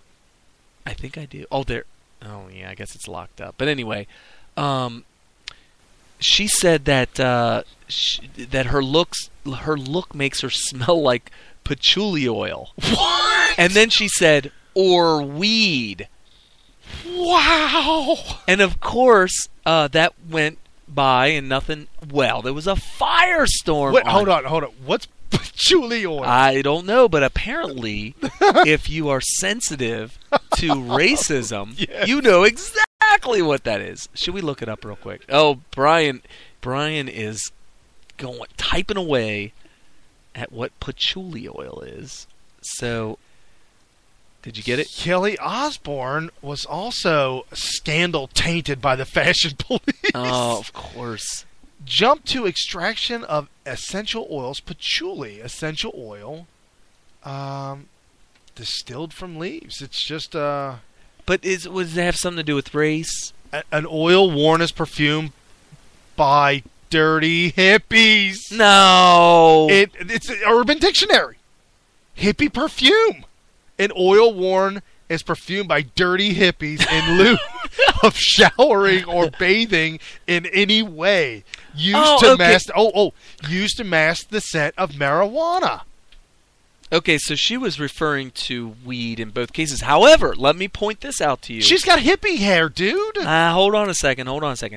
When you are making dreadlocks, and I have a buddy that's got a son that has nice dreads, and he was actually pointing this out to me. When it takes a month to make dreadlocks. Oh yeah. And the reason is he, according to him, quote unquote, it takes a month for them to quote lock up. Right, because you don't shower. Right. So if patchouli oil, hippies invented dreadlocks from never showering. Hippies living off the land. I was going to wait to see how long we could stay silent on that to let it marinate into your brain housing group. So think about Woodstock. Oh yeah, there was a lot of dreadlocks, but not in the beginning. Think about on day 3, everybody was locked up. In more ways than one. Okay, so this makes sense now. If patchouli oil is used to mask the smell of dirty hippies in lieu of showering, right, then it would make sense that you would also use patchouli oil while you're waiting for your hair to lock up for dreadlocks. That would make sense. Deep, earthy, musky fragrances. Okay, well, here's the thing. She didn't just have dreadlocks. She had dreadlocks that were so big that the first thing you would think of is, look at those dreadlocks. Okay. So her saying that... It's like having a tattoo in the middle of your face. Hey, whoa. And then somebody making a comment that refers to tattooing or whatever. Right. So as far as I'm concerned, the patchouli oil comment would be something that would be appropriate and not necessarily racist. And some would argue, well, yeah, but dreadlocks is a black hairdo. Oh, there she is. Yeah, you found. Yeah. Well, let me tell you what, bro. They're huge. Huge. Well, not only that, dreadlocks. but they're beautifully manicured. She's absolutely hot. Slamming. The lady that did the comment. The comments. Dude, did you see the head on that one? Well, she reminds me of that naked shaved mongrel in was it a movie? The Hobbit or so, my pretty, my precious. I haven't seen it, so I don't know. Oh, the kids would know, but it's this freak. That's what she looks like. From The Hobbit. I was going to say The Crypt Keeper.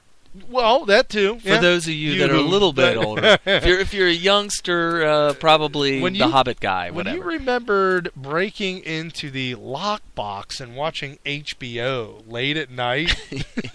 The Crypt Keeper would come on with Tales from the Crypt. Yes, so anyway. Our cable box had a physical key. It did. That you could lock to keep people from watching pay-per-view. Right. Right. But we would find the key because it was up on top of the cabinet where they wouldn't lose it. Well, see, our key was always in it. It was always in it. So it's not to lose it. Right. Well, my parents always said, you better not turn that. Right.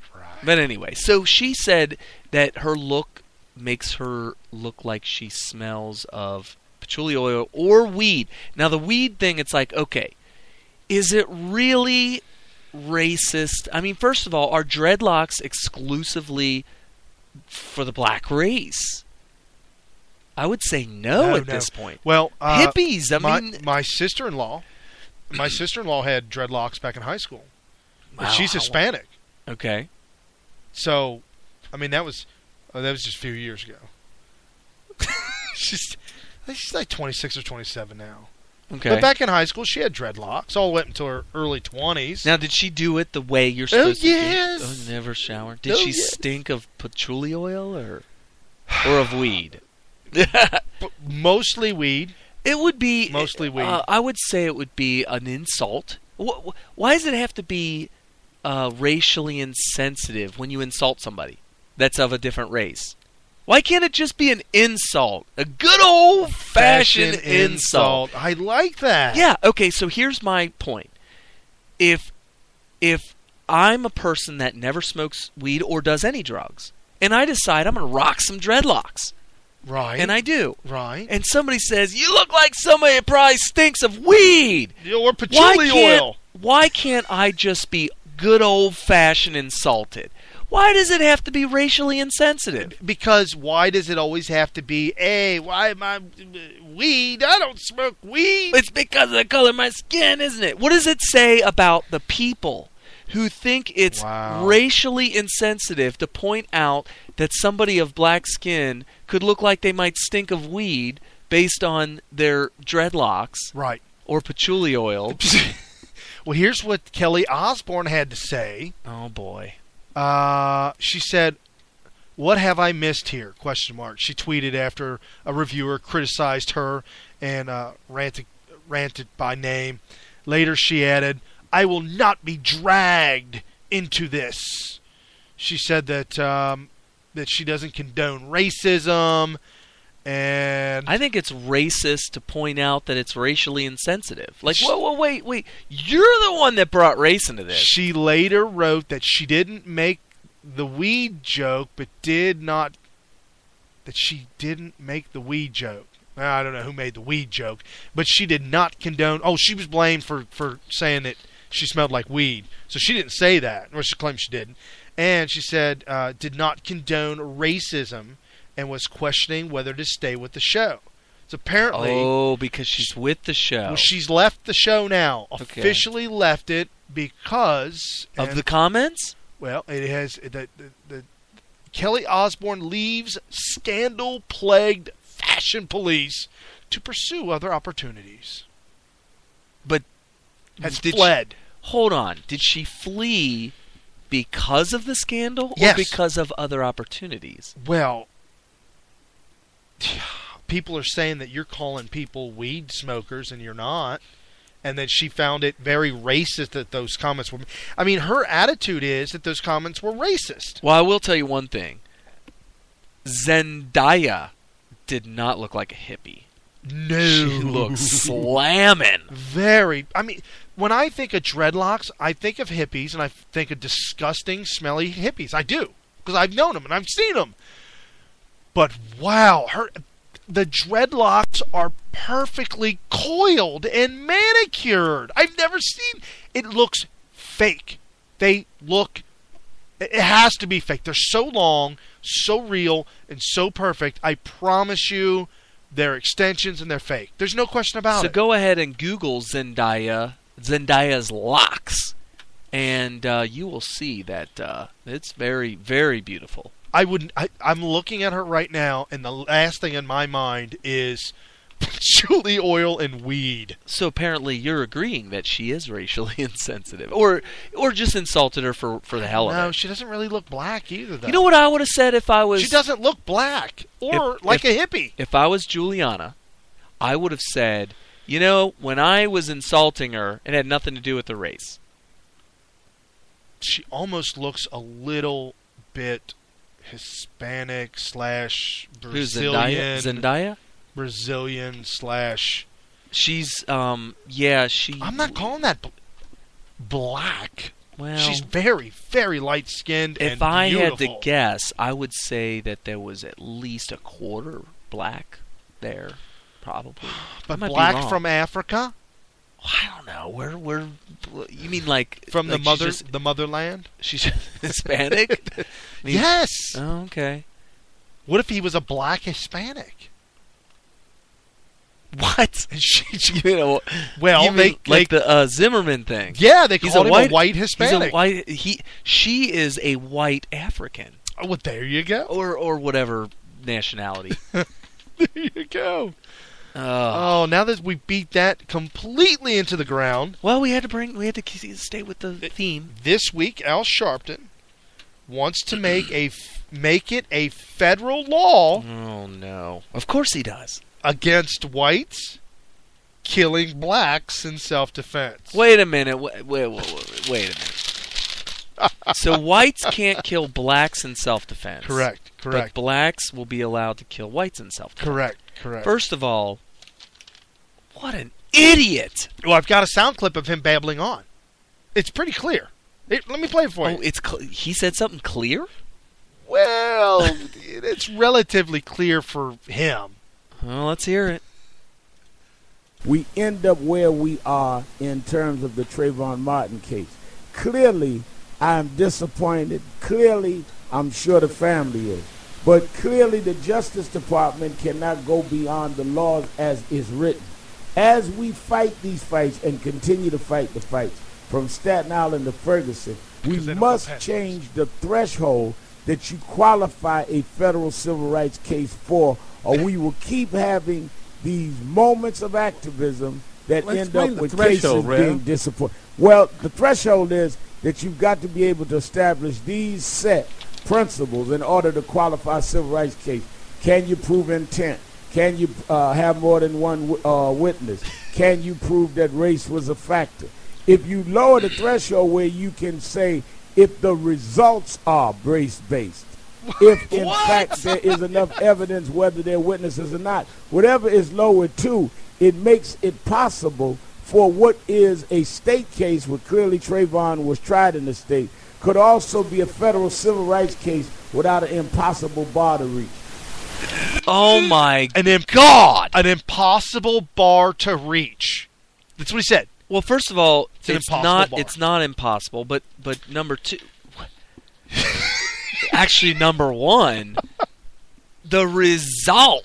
So let's just say you got a completely racially blind person. Okay. They don't see people for skin color in any way, shape, or form, but he's white. Oh, so to other people. Other people call So him he was white. born blind. No, not blind. Don't. I'm trying to make a point here. And Okay, don't okay. confuse people. No, he's a person that can see, but he doesn't. He does not see people for their skin color in any way, shape, or form, Okay. even culturally, Okay. which is impossible. Which is why we have this show and we talk about it, because I look at it as a cultural thing, but that's neither here nor there. But he happens to be white by our standards. What do you mean, like Like his ancestors were from England and ooh, Germany. European white? He is a direct descendant of Adolf Hitler. Okay, so anyway. That's white Okay. and Jewish. So that's subject A. Right. Subject B is also completely blind to races. Okay. He can actually see. Physically see. He's not blind. But Does he wear glasses? I'm going to say no. He has Okay. 20/20 vision, and he's not colorblind actually. Wow. However, he does not judge people or view people or prejudge people in Okay. any way, shape, or form. Completely the most non-racial, racist, anything whatsoever. Okay. Non. Okay. But he happens to be, by our standards, black Because his skin is black. or very dark. Okay, fair enough. And maybe ancestors were slaves or whatever. Doesn't matter. Wow. From Africa. Who knows? Doesn't matter. Right. Because in his mind, he's just a person. Okay. He's just a human being. These two people cross paths. Doesn't go well. One just decides, I'm going to go ahead and rob this person. Or I'm just going to beat him up. I don't like the way he looked at my girlfriend. He brushed up on her butt at the club. With his hand. Open palmed. Yes. And he saw it. Right. And he said, hey, I don't like the way you grabbed my girlfriend's. I'm going to give you an hoo-ha. old-fashioned... Yeah, I'm going to give you an old-fashioned beatdown. So he commenced to try to assault him. Okay. And he does. Let's say he punches him a couple times. Maybe he gets him on the ground. And in the scuffle, the guy trying to defend himself feels like his life is in danger. Maybe the fight is over. He had lost, but the guy just won't quit. He's grabbing his hair and he's bashing it into the concrete. Oh, pulling off one of American History X, bite the curb. Yeah, bite the curb, whatever. So then the guy biting the curb decides, Getting the curb. I bit. think this guy's trying to kill me. Yes. Yes. So he says, I better pull out the 9. Oh. Pull it out. Right. Pulls out the 9 and shoots and ends up resulting So he in. actually took an old-fashioned beatdown before he even pulled the 9. Well, he lost the fight, and I've seen this before. I've seen a couple of YouTube videos that were a little bit disturbing. When you beat somebody in a fight, you really should just stop and let it go and say, I beat you, whatever. Right. You don't say, okay, now that he's semi-conscious or unconscious, Right. now I can really unload on. Yeah. This is when I it's put disturbing. I put the pedal to the metal, the gas because all now the way down. he's defenseless. Right. And nobody's going to stop me. So let's really... At that point, now you're crossed over into, I want to beat this guy up and show him, teach him a lesson. And he might not even live.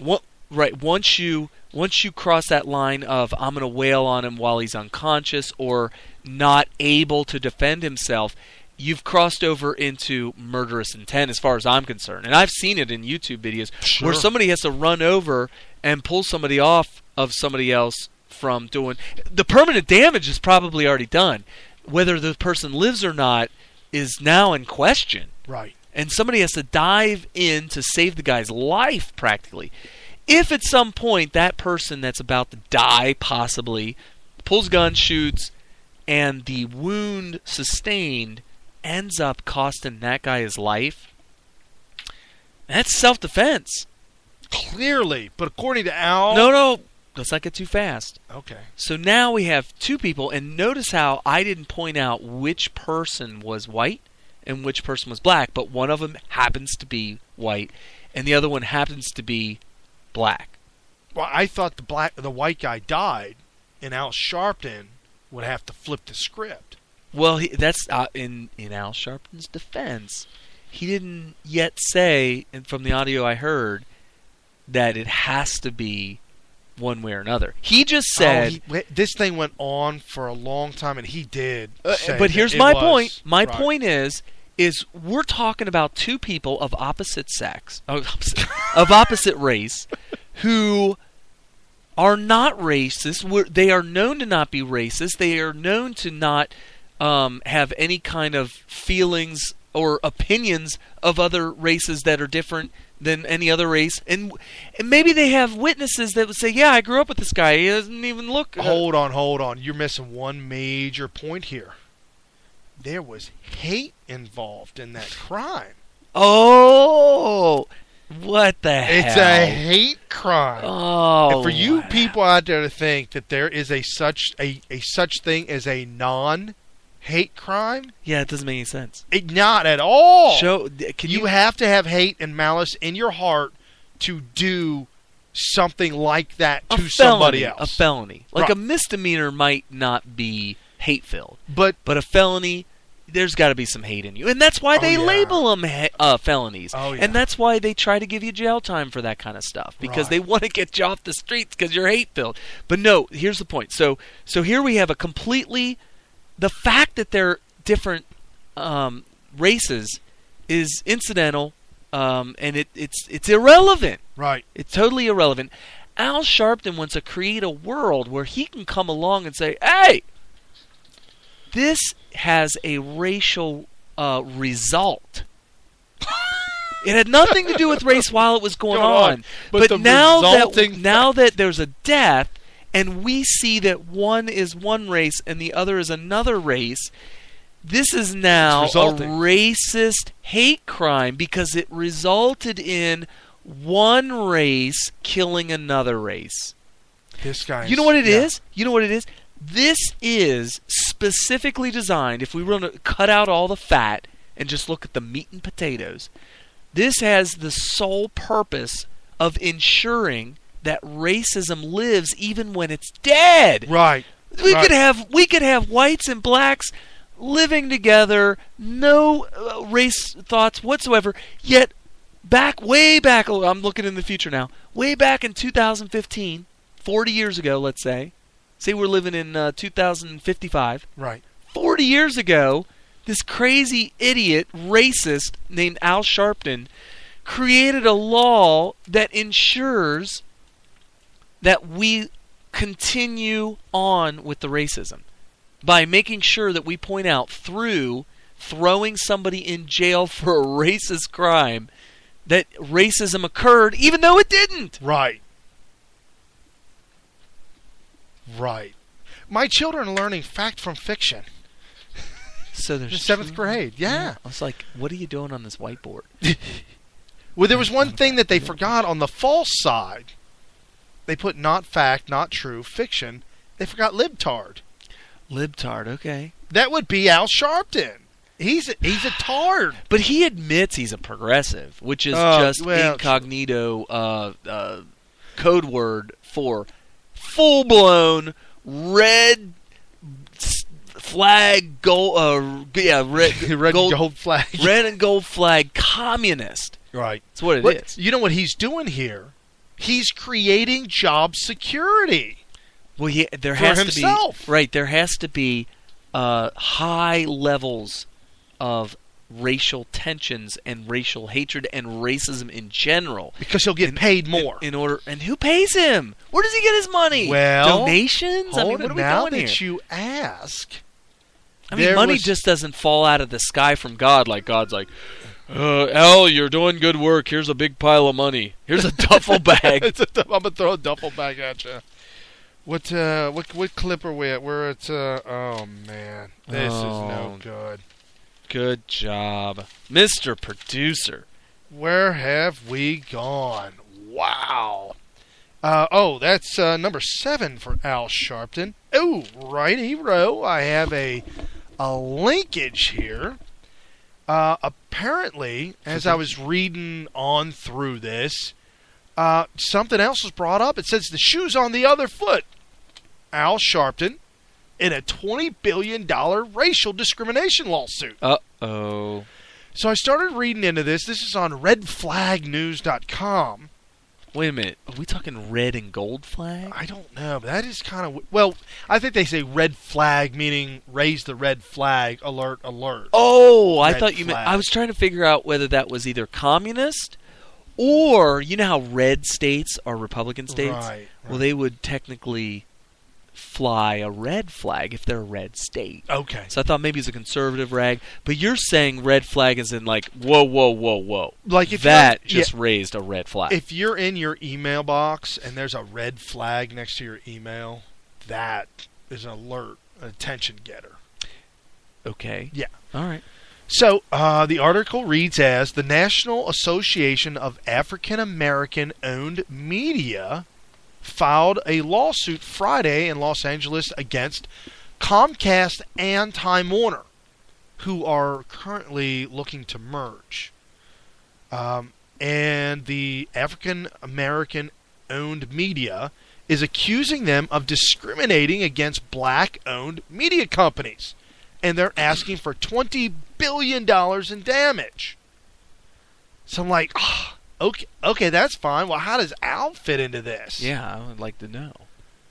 Well, the Hollywood Reporter explains that when Comcast acquired NBC Universal in 2010, it entered into a memoranda of understanding with the NAACP.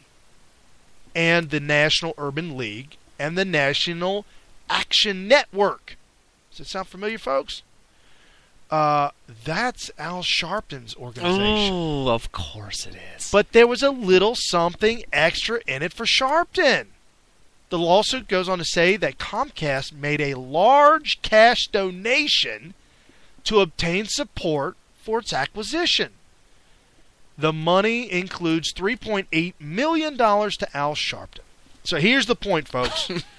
Al Sharpton was paid by Comcast and Time Warner $3.8 million to persuade black people to be okay with this deal that would make him money because he has a show on NBC. So that's the back end of it. Now, the African-American owned media is upset because they were excluded from all of these backroom deals. Hey, why didn't we get to be in the back room? We're going to sue you. And we know Al Sharpton got $3.8 million. Well, we want $20 billion. Oh, boy. So, and Al Sharpton is named in the lawsuit. But, like all the lawsuits from the past that Al Sharpton has been involved in and lost, civil and criminal, and the IRS that he owes millions of dollars to, history shows he doesn't pay anyone anything. Ever. No. Like that, somebody else will get it. Right. I'll just run for president again, knowing I'll never get it, and my donors will pass around the hat and pay off my debts. Because that did happen. The Tawana Brawley thing where he accused a white man of raping a black woman in Central Park. Well, it went to trial. White man got off, and the black woman said that she lied about being raped, and Al Sharpton was caught holding the bag. The white man then filed a lawsuit against Al Sharpton in civil court and won $10, $15, $20 million, and Al never paid him. Not a dime. Nope. You got to take him back to court. Yep. So when he ran for president, the coffers passed around the hat and paid the guy off. Why? Oh, they paid him off? Yeah, they paid the white guy off so Al could run for president. Well, at least but Al never paid it, though. Yeah, he passed around the hat for it. Right. Okay. Well, I mean, I'm glad to hear that the guy had a little bit of justice. On the back end. On the back end. You get it on the back end. You get it on the back end deal. Oh, he definitely got it in the back end. Whoa. Did we slip or what?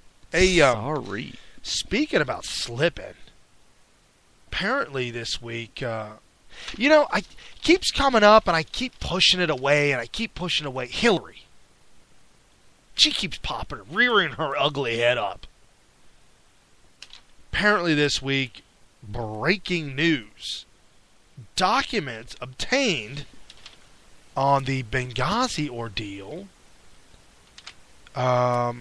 implicate Hillary in a cover-up. A cover-up of what? Of the... the Benghazi. Benghazi attacks. Apparently, she received an email at 4 o'clock in the afternoon. Oh, it's not 3 in the morning? The phone rings? It was 4 p.m. The sun was still up. For those of you that don't remember, it was it was a primary thing? Yeah. It was. It was during the primary against Obama back in 2008. Who do you want to answer that call at 3 in the morning? Yeah, that was her stump speech thing. When the phone's ringing at 3 in the morning, who do you want answering that phone? Right.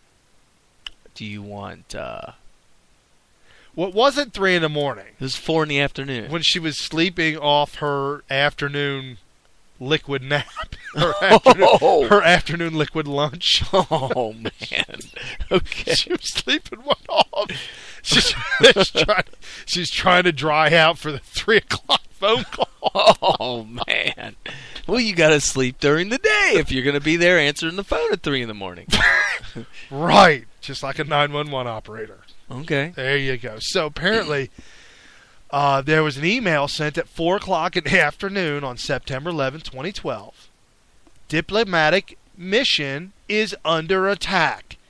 20 armed people fired shots. Explosions have been heard as well.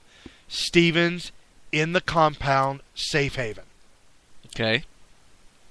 That's what they got at 4 o'clock.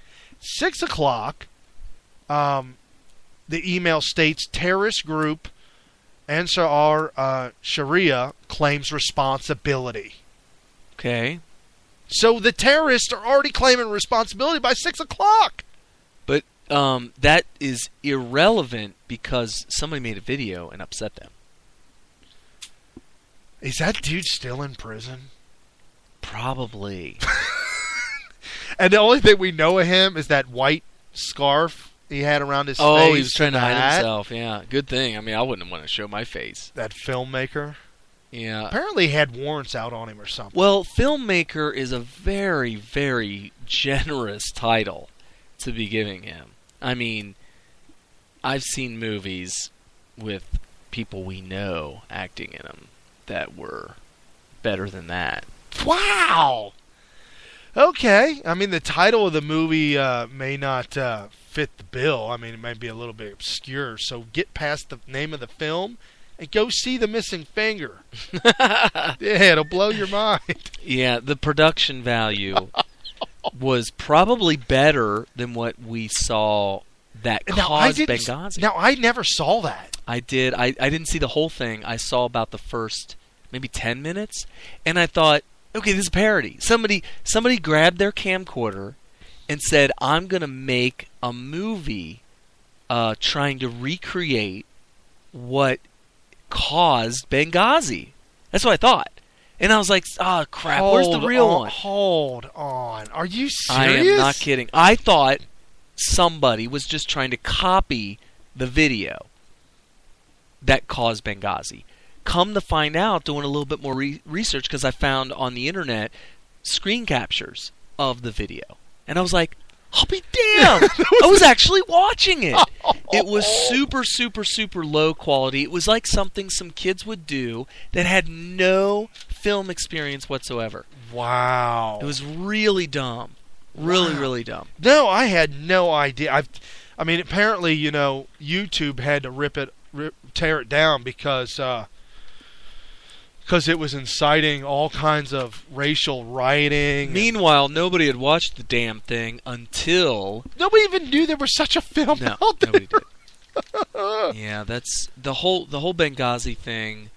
If you've ever seen the movie A Few Good Men, where Tom Cruise has Jack Nicholson up on stage, right, up on the podium, or whatever that thing's called, the stand. Up on the stand. The stand at the trial. And trying to get him to admit that he ordered the code red. And it's just a movie, so obviously not realistic at all. In real life, he would have never admitted to ordering the code red. But he did. And it was the big gotcha moment, and they end up hauling him off in handcuffs. Right. That is what so needs to happen to whoever it was, whether it was Hillary herself or one of her minions or one of Obama's minions. Okay. Need to be put up on the stand, and Tom Cruise needs to get in his little dungarees from the Navy, get up there and scream at him, did you order the stand down at Benghazi? Because that's what led to all those people dying, was the stand down. There was an order to stand down, and everybody knows that the order was given. The question was, who made the order? And somebody who has a lot of authority had to have been responsible for the order.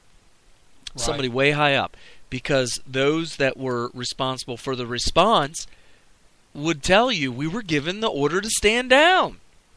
And so the responsible party or person of giving the stand down order has been a mystery and remained quiet and buried under the rug in order to help secure the re-election of Barack Obama, because that thing blowing up any more than it was definitely going to cost him his presidency. The fact is, we had 4 dead Americans. Was it because of a protest, or was it because of guys out for a walk one night who decided they'd go kill some Americans?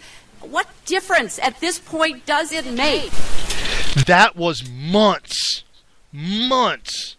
after Benghazi. Was it months after the election? The re-election of Barack Obama? Yeah. And the bottom line is I fault Mitt Romney for thinking that somehow it was beneath his position or the position of future president to keep pounding that home. He thought that the damage was done. It was like it's like shooting somebody to kill him, right? And you shoot him in the chest, and he's laying there bleeding, and you have more bullets in the gun. You have a whole gun full of bullets. You could finish him off. Right. You're standing over the top of him. He's wounded. And instead you hop on the horse and ride off in the sunset because it would be beneath you to finish him off. Right. And then a month later, you see him robbing another bank. And you're like, I thought I killed him. No, you didn't kill him. No, you didn't. He got away. Yeah. And Barack Obama, the felon, illegal, unconstitutional person that should be impeached and possibly spend time behind bars, got away. And Mitt Romney let him get away for the time being. I don't know. If there's ever justice for humanity in the world, Barack Obama will get his in the end. It's kind of like O.J. Simpson. Oh, boy. I really, really hope. Well, no, he's in prison right now, and he may be in prison for a long time. So he did. So karma did end up rearing its ugly head in the end. Okay, so I'm getting the date as the January, somewhere around January 23rd. So the end of January.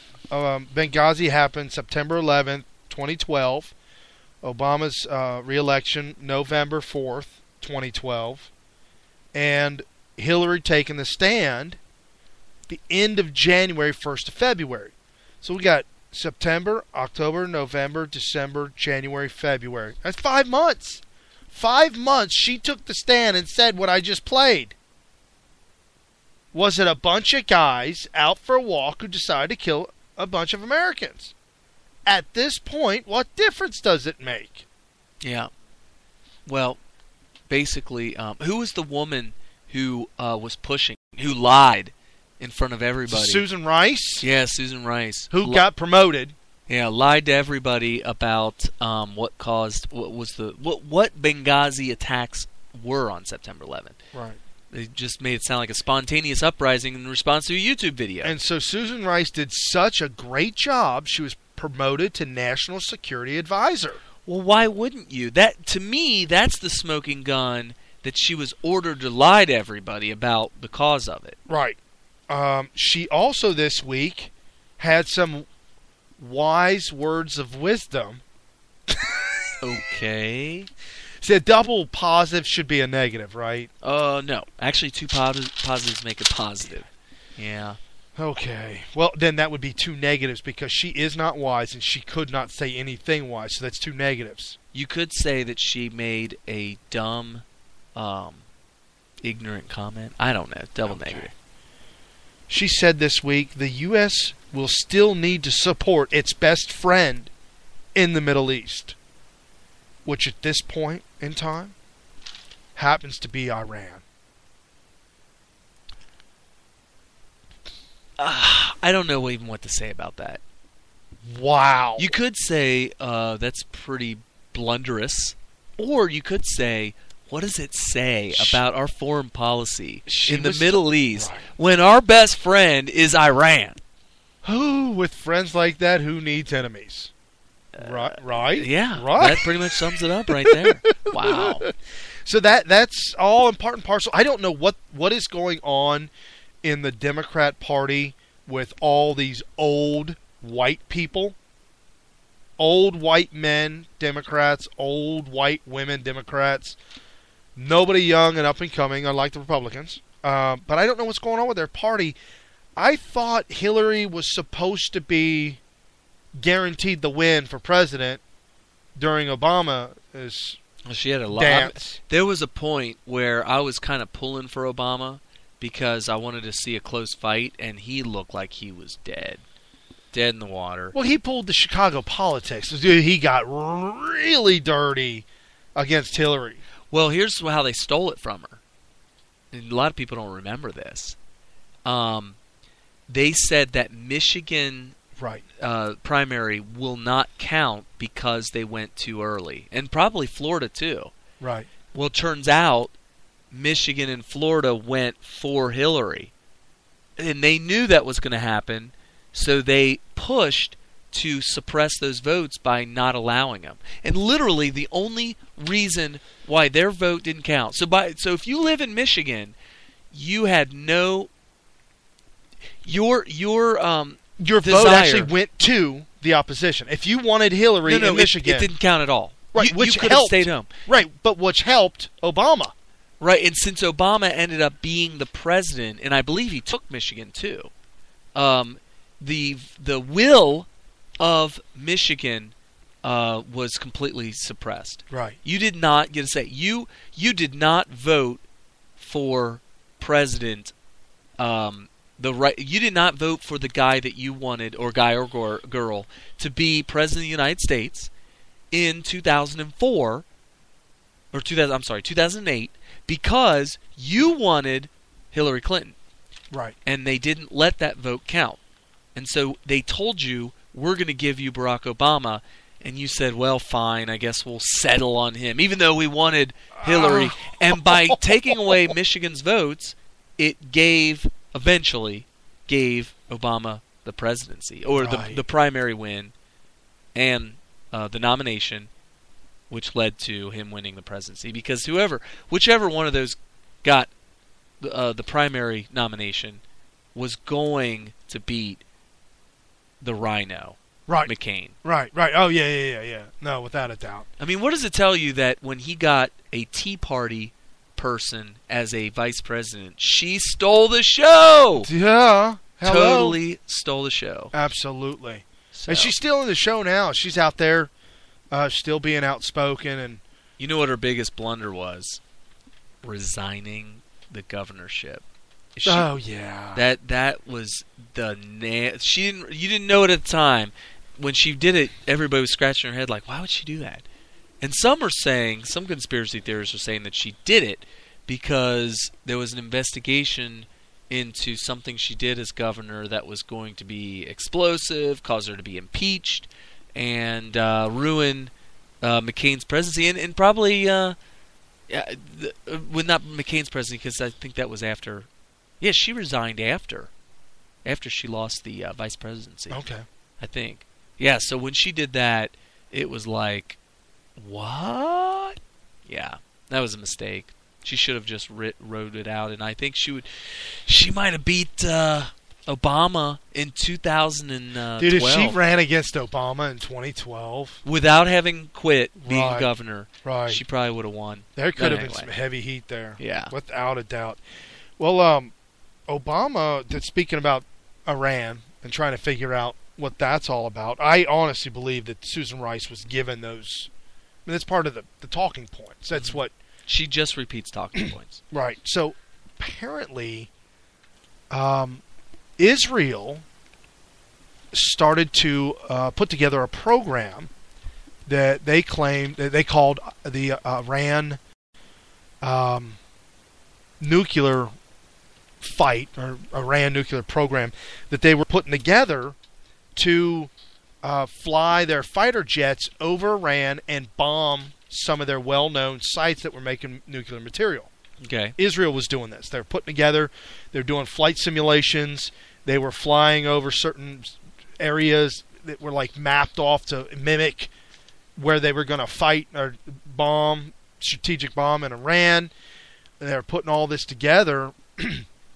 And apparently a foreign minister in America with close ties to Obama slipped a leak and told the administration what Israel was doing. Okay. And the Kuwaiti, this is from mannews.com. Kuwaiti newspaper reported Saturday that U.S. President Barack Obama thwarted an Israeli military attack against Iran's nuclear facilities in 2012. He said to them, he stated, I will fire upon your fighter jets. I will knock them out of the sky. Who said this? Obama threatened Israel that they would shoot the fighter jets out of the sky if they attempted to bomb Iran. How is that even credible? Like, here's why I would. You know what? I would have looked right at him and said, "I dare you to try." Yes, I dare you. How is that going to look? Yeah, Iran's nuclear program, after consultations with his minister of defense and foreign minister, the president's the top security commanders. And so Netanyahu and his commanders agreed after 4 nights of deliberations to task the Israeli army's chief and to prepare. They said, yeah, we'll go ahead and pull back. We'll stand down. Wow. Did you watch Saturday Night Live last night? Probably not. Oh, wow. Well, I usually don't. Okay, no. And just by some crazy coincidence, I came home and turned on the TV and plopped down. Am I interrupting the rest of the story? No, it's just all part of Obama and Benjamin Netanyahu coming to America. Well, we're going to go ahead and stay on the Middle East. Last night, okay, and I can't believe this is so typical. What? Yeah, I did hear about it. About what? Go ahead. They were about Saturday Night Live's skit on ISIS. Yeah, and people were. I was watching it live. Oh, as soon as I saw you it, you should have texted me. I cracked up laughing because I forgot about it, and I instantly started searching for it online, hoping that maybe it was already like somebody had uploaded it somewhere. Usually, it takes a day at least. Well, no, I was thinking that I would find it under a Saturday Night Live website or something. Okay. I was hoping. Of course, it turned up nothing. But I remember thinking, this is the greatest commercial ever. It's a spoof commercial. If you ever watch Saturday Night Live, and if you're a low-information voter, you already know this. They have live skits intermixed with real commercials and fake commercials. Okay. And that way they have time to set up for their next skits. Well, Dakota Johnson was the special guest on Saturday Night Live last night. And they had this commercial that had her playing a daughter who is being dropped off at college by her dad. And it was like this heartfelt moment, you know, the tear in the eye of the dad realizing that he's shoving his daughter off into the world, you know, going to college, and she's leaving the nest, and now she's a woman, and now his little baby's gone, and it was just like, okay, where are we going with this? You know, obviously he's dropping her off at college, and she was like, don't worry, Dad, I'll be fine. And he was giving her advice. And was he driving a white Toyota pickup truck with a gun in the back? No. How do you know he was ISIS? You don't know yet. Oh! You're just watching. Okay. He's dropping her off at college is what you're thinking. All indications are that's what he's doing. And she turns around, or she gets out of the car, and she says a couple more things through the window. You know. Right, okay. Like, I'm okay, Dad. I know, Dad, I know. And then she turns to go leave and walks away, and he's looking on. And a white Toyota pickup truck loaded, hanging out with guys with black turbans on in the mask, the black mask. Right. With a mounted machine gun in the back of the truck. Right. Screech up and stop in front of her where she's walking, and she keeps on walking right towards the pickup truck. And right as she walks up, she turns around one last time and waves bye to Dad. And they show a close-up of him just totally crying and tearing up, like, my little baby's growing up. Then she jumps in the truck, and the guy with the beard in the back is like, and then they just skid off. And then they cut to the commercial, which was ISIS. It was an ISIS commercial recruiting the little girl, the college-age girls.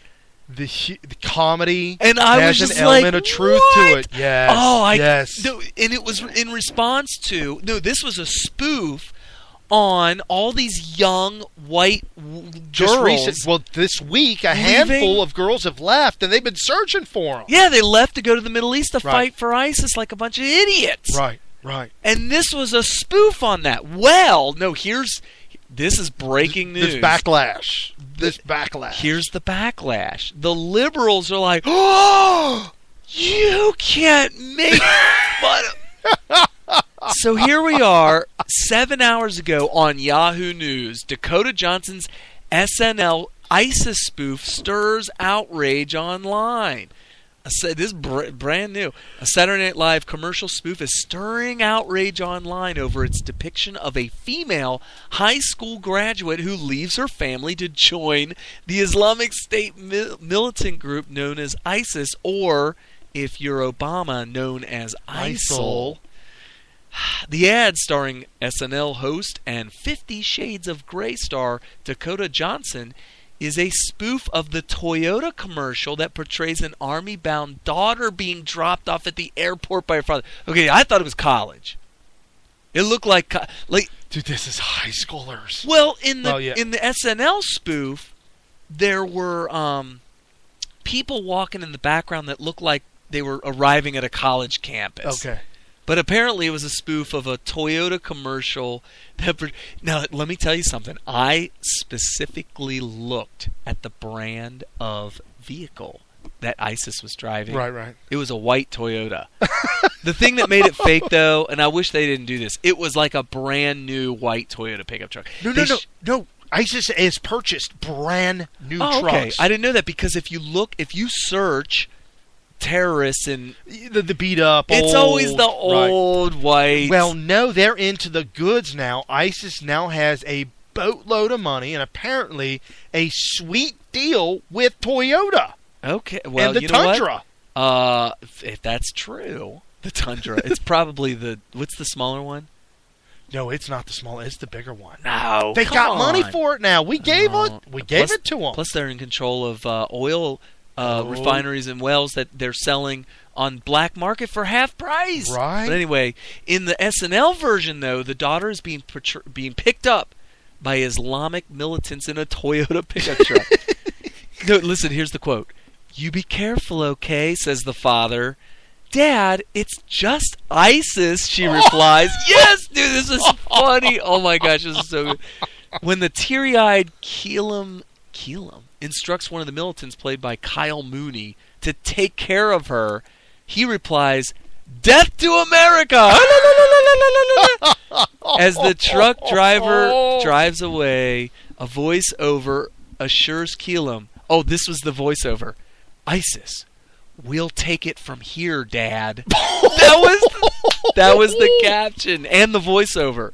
Dude. Yes. Wow. And see, the reason why this is funny is because there's an element of truth to it. Yeah. Now, while the studio audience seemed to laugh, which it seemed like they did, I was cracking up. I was like, oh my God. Plenty of viewers at home didn't find it so funny. So here are some of the responses. Take to Twitter. From Rebecca, at Becca76, wrote, "Absolutely floored that anyone would find the SNL ISIS skit funny. Nothing funny about it. It was tasteless. Desensitized much? Oh my God!" Okay, now hold on. I didn't find it tasteless. How is that tasteless? She knows nothing about humor. She knows nothing about humor. She doesn't know anything about taste either. Right, but anyway, so Liv Amato, at Liv_Amato on Twitter, said, "Actually offended by ISIS sketch." Wow. Is that seriously all you could come up with? So she's trying to minimize how hilarious it was. Right. Martin Hendrickson, who is at MC Hin Boise, said, "I say this as a lifelong SNL fan. The ISIS commercial was in poor taste. Scratch that, horrible taste." Hold on. Wait, what? Poor and horrible? Where's the taste? I don't know. Where are they? They're trying to grasp it. It's comedy gold. It is. Ed Tate, who is at Edward Tate, wrote, "Just saw maybe the most unfunny SNL piece of all time. Is ISIS really a good subject for humor? And I've loved SNL for decades." Let me tell you something. I don't find terrorism funny at all. No.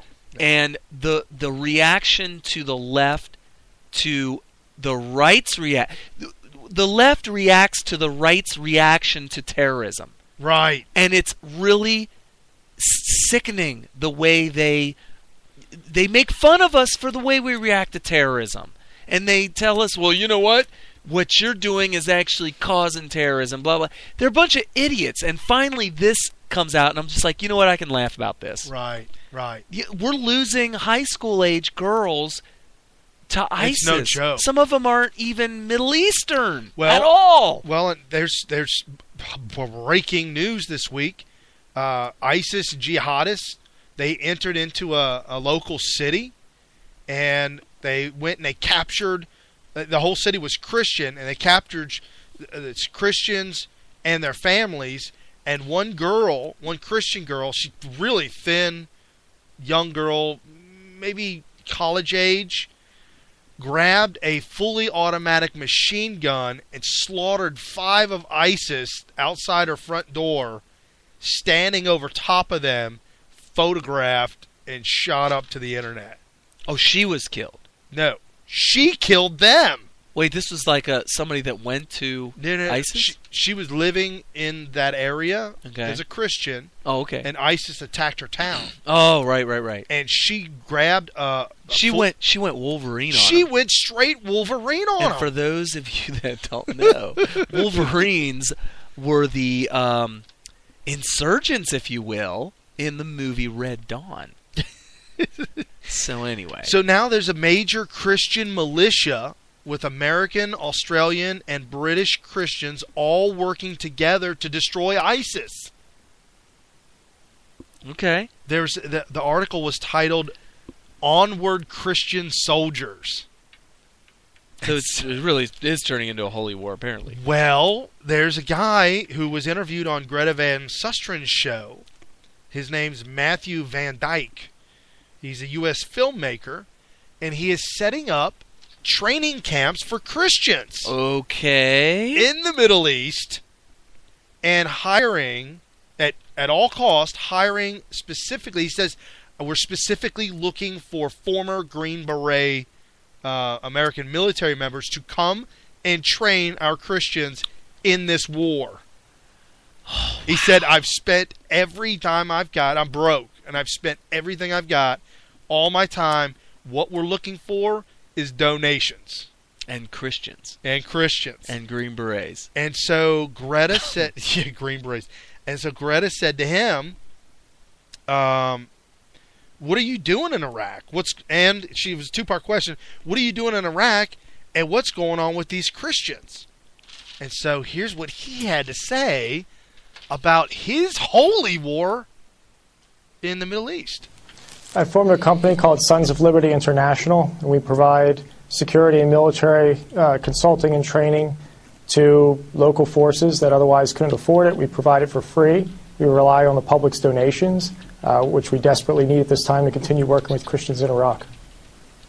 The Christian population mostly lives in the Nineveh Plain region north of Mosul. A lot have been driven from their homes, tens of thousands. There's refugee camps. A lot have been displaced and left the country. The future of Christianity in Iraq is really uncertain. They face possible extinction from Iraq, really. If they can't demonstrate that they can provide their own security, their people will continue to leave, and Iraq's rich Christian heritage might be lost forever. And just, I think maybe a year and a half ago, the last Christian church gave its last sermon in Iraq that had been preaching Christianity for like 1,000 years. Like 800 years or something like that, I think I remember. Straight, yeah. Right. It was like the oldest church in Iraq closed its doors forever and left. Yeah, that's... Yeah, so this guy, he says... We're on a crash course. Sons of Liberty. Sons of Liberty International. You know, I mean, if you think about it, what do we do? If you allow this administration to continue to pander and you allow the left to do what they do, they'll bring all this together. I mean, this is all really fueled by them.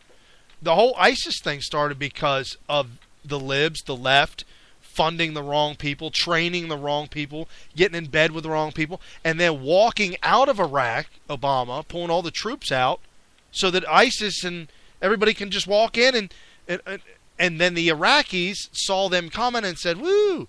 So that's where I am a firm believer. You don't deserve freedom unless you're willing to die for it. And the Iraqis were not willing to die for it. They walked away from their military posts. They walked away from all their munitions, all the Humvees, all the American military arsenal that Iraq had to defend herself, and they ran away. ISIS owns it all now. Right, and this is why I support either an amendment or something new in the Constitution, which would be an amendment, or maybe a revamp, a restoration of the Constitution with this added to it. I would like there to be something written in there that would prohibit America or Congress from ever going to war with any other country without the final goal to be either to remove a dictator only, right, and to hell with what happens to the country after that, which is what we could have done in Iraq. Oh, yeah. We were just going there to remove the dictator. Right.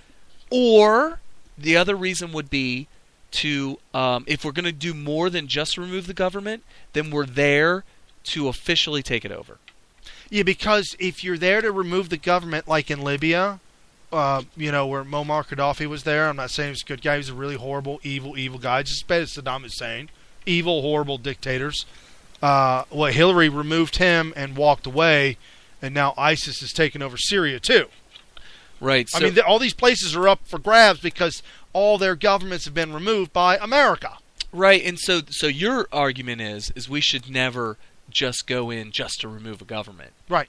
If those it's people, not our job to install a new one, is what my point is. Right. If they want a revolution and they want a new government, then get up and make it happen. Right. I mean, granted, France did come to our aid in a small part during the American Revolution, but part and parcel, it was all about us combining together, all the states coming together. We just asked for their help, that's all. Right. And they said, wait, you want us to help you beat up on our arch enemy, England? Yeah, yay, let's there. do it. Yeah, so they were happy to help. But they didn't install a government. They didn't have anything much more to do with them. No, they were just helping us fight England. So if you want our help, have something installed, have a game plan, move forward with, submit the plan. This is what we're going to do. Right. This is who we are. We're peaceful, loving human beings, which most of them aren't the people who fight the governments. And it's a mess over there. Mm-hmm. Yeah. It's a horrible mess. And something that we talk about politically incorrect, Norway has a huge problem with Muslims. No. Yes, sir. Really? Norway has a huge problem with Muslims. And what is their problem with it? Are they bigots? Well, the problem that they're having is that they have these extremists, Muslims. Oh, you mean if they were just all moderate, they'd be fine? Well, that's what we're being told. But they have a left party and a right party as well. Okay. And they called them leftist liberals. So Norway decided to deport 824 of the worst Muslims. Okay. We're going to put you all in a boat, and they sent them somewhere. I didn't say where they sent them. Probably gave them back to ISIS. They should have sent them to Guantanamo Bay, if you ask me. Anyway, so they removed them all, and while they were talking about getting rid of all these Muslims that were wreaking havoc, the whole time the liberal politicians were screaming, racist, racist. Of course. That's the MO. This is racist. How dare you do this to a people? Right, that's a very, very important part of their arsenal. And apparently, the article goes, it's on QPolitical.com. They call it the Logical Party. What? I don't know if the name of the party is called Logical Party. Well, But if weird. it is Republican or conservative, they are logical, most likely. Before doing this action, it's logic. So the logical party went ahead with the deportation, and the result almost shut down every opposing voice in the government instantly. This is one of the best stories we haven't ever seen come from such a liberal area of the world. Within a very short time, it was so measurable because it was so quick, violent crimes dropped 30% overnight. Oh, that has to be coincidence. It's because everybody's so afraid of racism now, they stayed home and didn't want to get violent. Oh, yeah, they were scared. They just said, let's just lock up your daughters and knock up the doors and just stay home. Well, what do you know about there's a guy named Jeh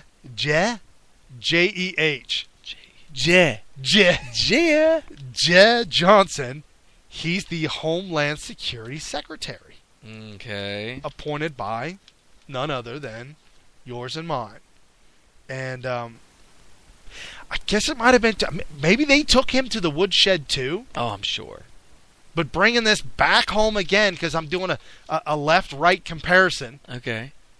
Jeh Jeh was in a conference this week, and this is what he had to say about Homeland Security and what their part in all of this is.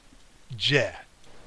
We in the administration and the government should give voice to the plight of Muslims living in this country and the discrimination that they face.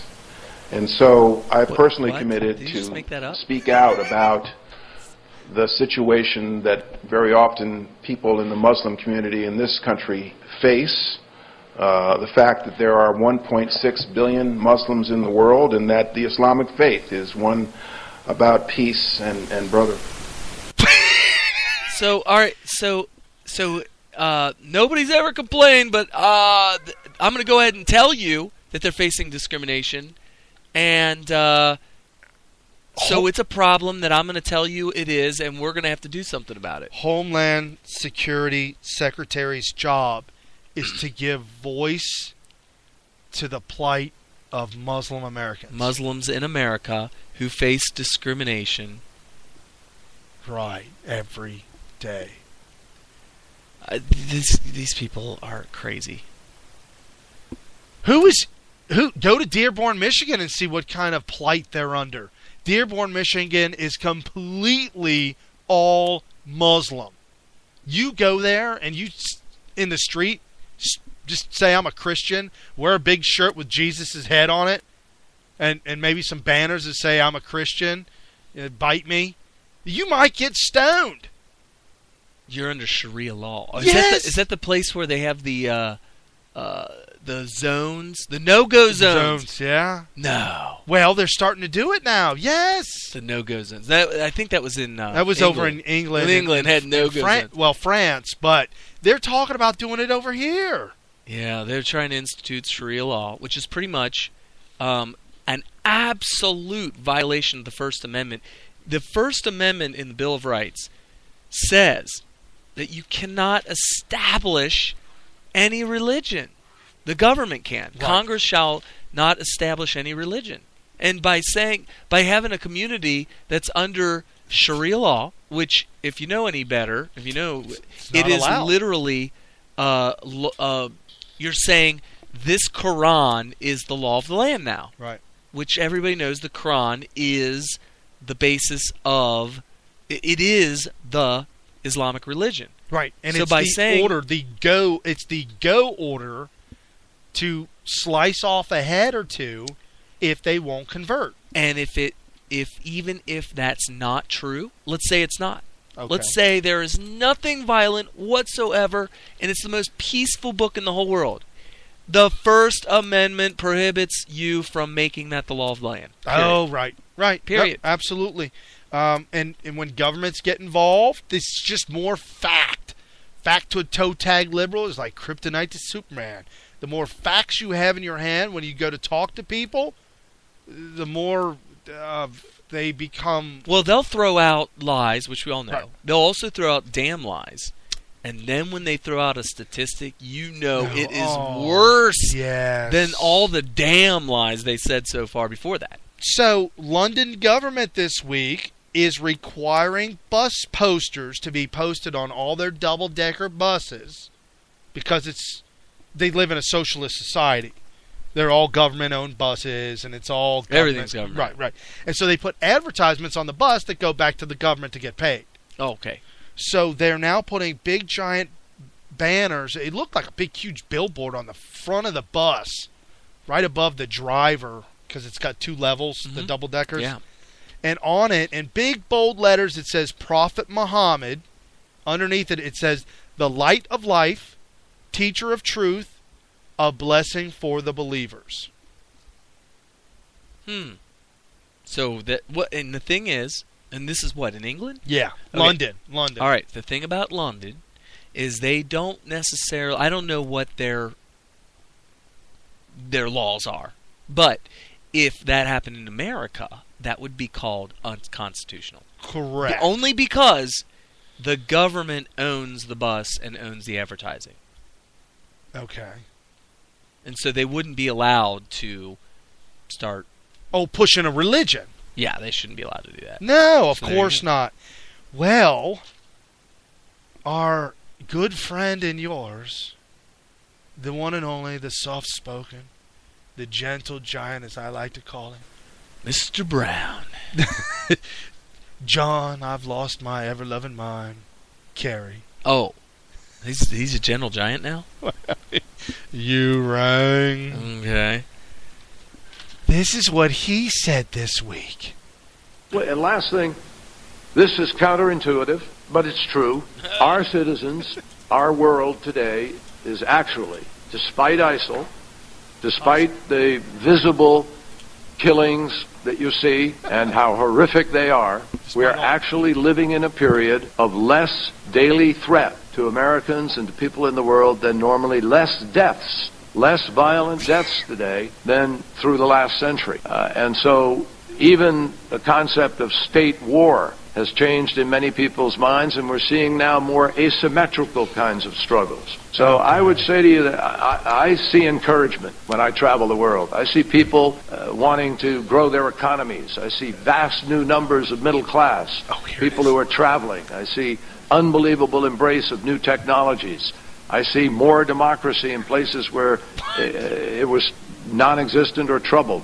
Big changes in Sri Lanka and other countries. We can run the list. But I hope you will sense that it is not all doom and gloom that we are looking at. Tough issues, yes, but enormous opportunities for transformation if we will do our job and continue to be steady and put on the table the resources necessary to take advantage of this moment of transformation.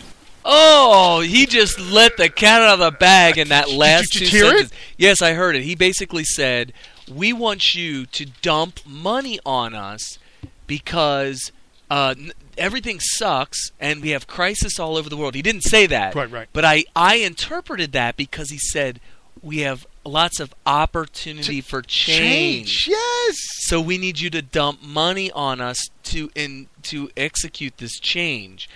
Opportunity for Stay change. the course. No. Opportunity for change implies that we have crisis all over the place and it needs to be fixed and changed. Right. But the previous, all of that leading up to the last 2 sentences was a smokescreen for the 2 sentences.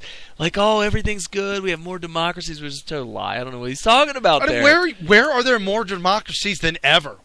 Where are they, and where are they not being threatened? Yeah, I don't know. Our democracy here at home is being threatened. All of that stuff was completely made up. And Right. then when he got to the end, he let the cat out of the bag.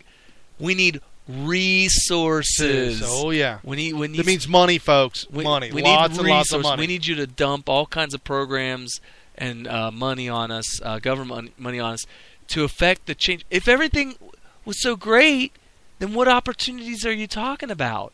He has listen, when a liberal says there's an opportunity, that means there's a crisis. And if there's a crisis, that means they made it. Right. They created a crisis in order to get the opportunity to ask for resources to fix it. And by fixing it, quote, air quotes, by fixing it, they mean institute socialist policies that will lead us further down the road of communism. And I think that pretty much sums it all up. Yeah. Yeah, absolutely. I just it blows my mind that and folks, I'm not cherry picking. I am not cherry picking these people out. It's a theme that is continuously reiterated. I'm not going to the deep woods, the deep backwoods of Mississippi. Where did you drag that out from? In Alabama. I'm pulling. That's what they're doing. Right? We just pointed out at the beginning of this program that they have to dig down into the deep woods of Alabama in order to prove some crazy communist or racist agenda on whites. Yeah. Whites, oh, by the way, it sounded like you mispronounced racist. What did I say? Or do I mispronounce it? Racist. Well, let me tell you real quick. I'm going to get a little off on a tangent here. No, words mean things, folks. Okay, so Michael Douglas. Guess what movie I just saw last week? Falling Down. Oh, no! Yes, I saw it last week. I couldn't resist. I had to see Falling Down. I met him in person. No, I didn't know that. Yeah, on the streets of L.A. Wow, that's cool. I was working on a house, and he pulled up, and he kind of looked like he was lost. He was walking on the sidewalk. He looked like he was lost? He was looking for somebody's house. Are you sure it wasn't his dad? Kirk Douglas. Kurt? No. Kirk Douglas, no. Yeah. He was lost. Yeah. No, so I walked up to him and said, hey, can I help you? It's like, yeah, I'm looking for so-and-so and blah, blah. I said, oh, her house is right here. It's the next door neighbor's house. And she doesn't ever answer the front door. And you have to walk through her side back to the back to get to the door she uses. So I walked him back there in the back. I said, there you go. She's an interior designer consultant. Did you say, there you go, Gordon Gekko? That would have been hilarious. I should have. You should have said, all right, there you go, Gordon. Gordon, why'd you call me Gordon? Gordon Gekko, right? Right. Well, see, I never, ever get starstruck, ever. That's just not me. Well, you could have called him Mr. Gekko. That would have been appropriate. I guess my problem is because I'm not starstruck, I kind of feel a little guilty, so I go the opposite way and become the guy that has no idea that you're famous. Right. Yeah. I understand that. I kind of did that with Joe Pesci. Right in Vegas. Yeah. But anyway, so in the movie Falling Down, there's a special features section. You've got to bring that over. Yeah. So I go, and sure enough, there's they're revisiting Falling Down, and what it means, and even Michael Douglas pointed out this kind of movie cannot be made today. It just wouldn't happen. He said he actually tipped the hand a little bit, not his hand, but the Hollywood hand, that because of all the controversial subjects that are tackled in that movie, he said that Hollywood couldn't do it.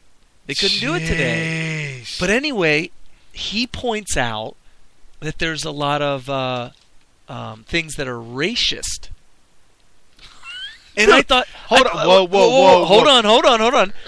So I said, did I hear him say? He must have mispronounced. He must have been slurring. Did you rewind it, or did you just... I didn't, because I thought I blew it off. I said, okay. He said racist, but he may have been talking fast and just kind of slipped it out. I do that sometimes. Yeah, and you mispronounce something, and then you may not even realize you did it, and maybe somebody that heard you is like, did I hear that right? And then they just blow it off. And that's what I did. I blew it off. So another 5 minutes into this special features, he says it, and he says it clear. It's racist. And I was like, he said it again. then a third time. Hold on. Racist. Hold on. So Michael Douglas believes that because the word racial is pronounced racial and not racial, that the word racist must be pronounced Racist. Brian is on a tear. Now, on you won't be able to Google. hear this, folks, but Carrie and I can hear this. Racist. Are you going to get through? Are they? Oh, okay. Okay, so he just did a YouTube search of the pronunciation of racist. Right. It is pronounced, according to the YouTube video, racist. But Okay, Michael racial, Douglas, that racial has a sh sound. Racial. but it's not sh. No, it's with a c. So how? So Michael Douglas must have read racist, saw that it has the same spelling root word as racial, and thought it's pronounced racist. And it was the weirdest sound. I was like, he just said racist. So should we start calling it racist?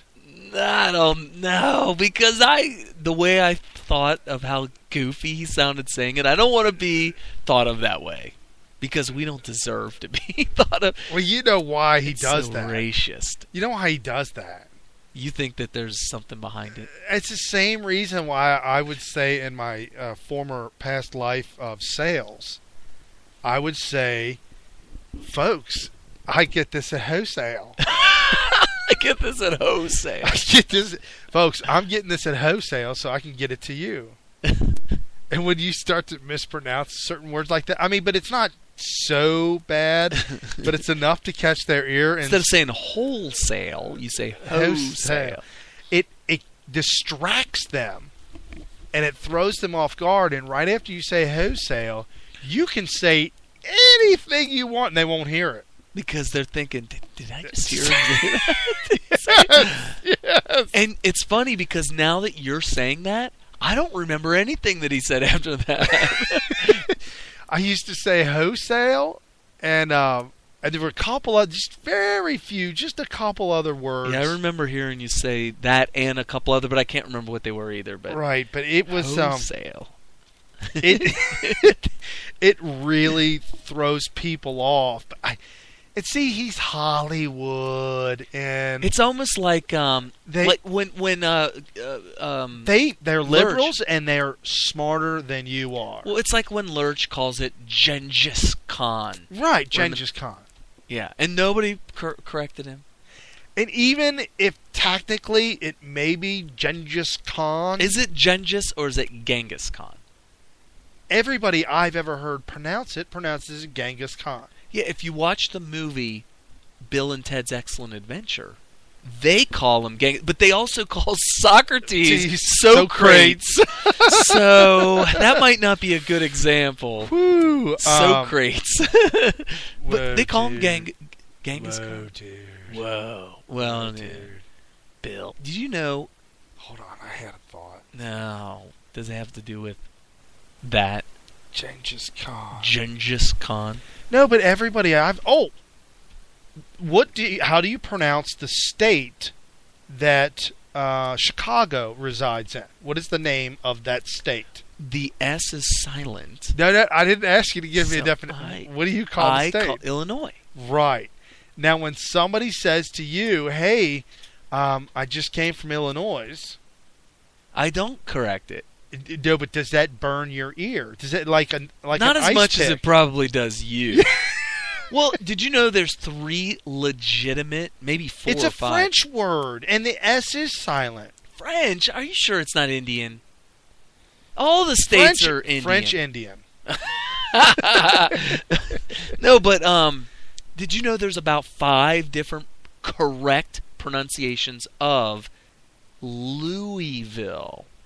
Louisville. Yeah, but if you go to their airport, they have all the different phonetic pronunciations of their city. Including one that's Louisville. Come on, right. Nobody calls it that. No. What did he say? Alice Cooper said that. Oh, Milwaukee. Milwaukee. Yeah, that's from World. Dwayne's World. Dwayne's World. Yeah, Excellent. Party time. Yeah. They called it Milwaukee. Okay. Yeah. Well, he's dressed up in his rock and roll garb. With the makeup, the black Right. eyes around Alice the makeup. Cooper was a former history teacher. Yeah, he goes on to talk about the his love for the town of Milwaukee.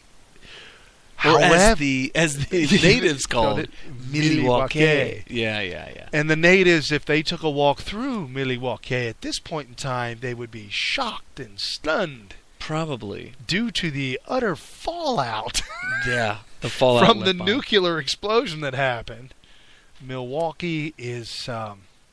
it's like a little... It's a bad one. Like a little Detroit. Oh, yeah. But Detroit really was nuked. By communists. You know, I was watching a program from the communist liberals and what they do. I was watching a program, and they started discussing why all the concrete buildings are in utter disarray and completely falling apart.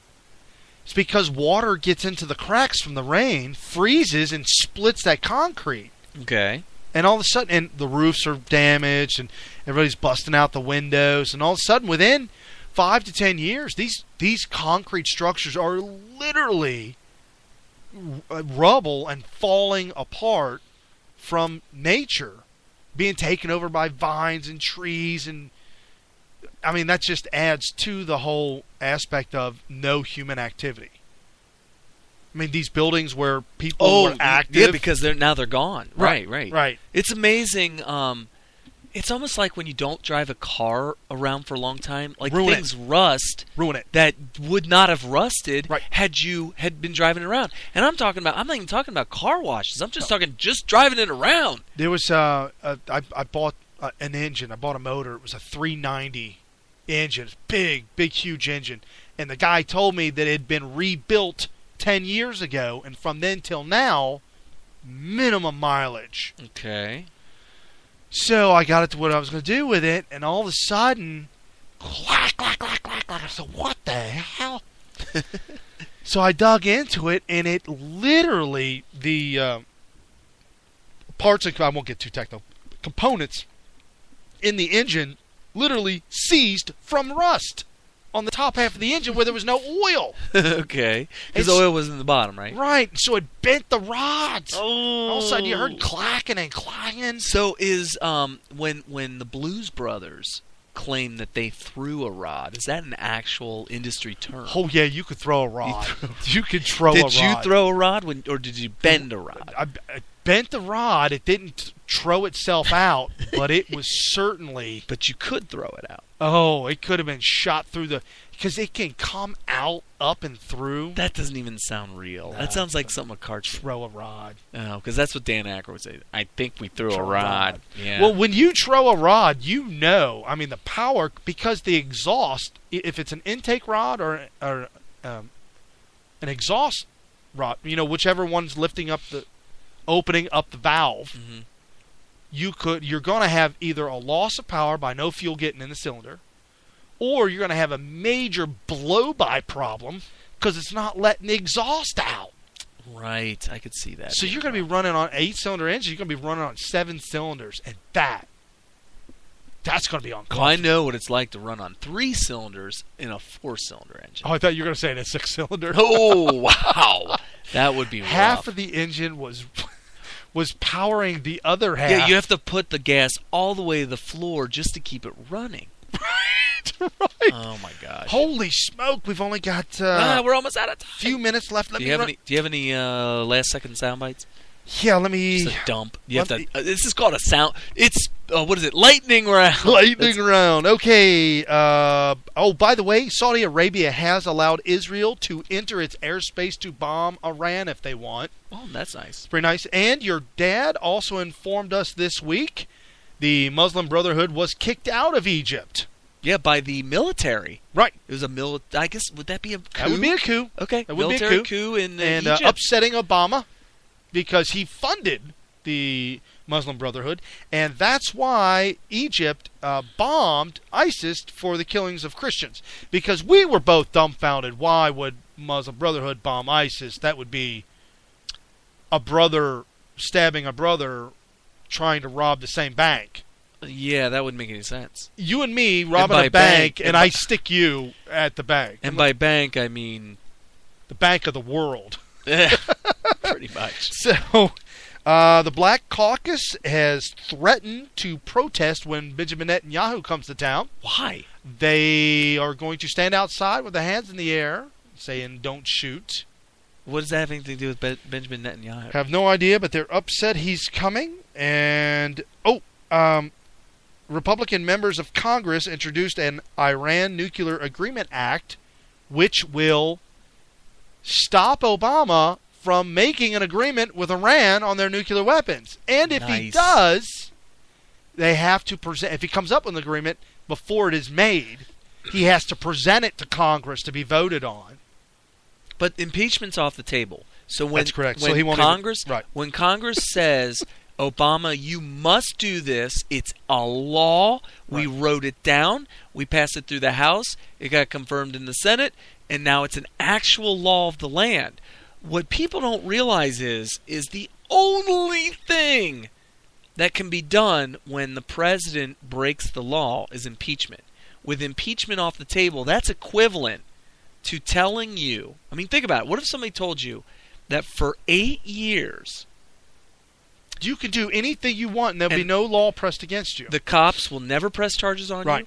And if anybody else tries to press charges on you, when the cops show up to arrest you, they'll say, oh, well, you know what? We're just not going to arrest this guy. Right. That is the position Obama's in today, and that's why he is going to go ahead and abolish the presidency and become lifetime dictator. Yahoo had an article this week, does President Obama deserve a third term? That's a whole other show. Oh, that right there was not a Yahoo article. It was labeled a Yahoo article. But what happens is the propaganda wing of the... It was handed down. Yeah, it was given to Yahoo to present it to low-information voters as a feeler article to see what kind of reaction. Test it out. Right. Star Parker, who is a beautiful black American woman, had a different take on all of this, and she's in complete support of Benjamin Netanyahu and everything he stands for. I had a sound clip of the DNC booing God and Israel in 2012. That was kind of funny, and the uncomfortableness of the mayor of Los Angeles, Antonio Villagrosa. His last name, Villa, and Ragosa is half his name and half his wife's name. They blended it together, but he was having intersexual relationships with a news reporter that was supposed to be covering him. Left his entire family. His wife switched her name back. He kept Villagrosa. The guy's a screwball, and he stayed with the reporter. He's a complete moron.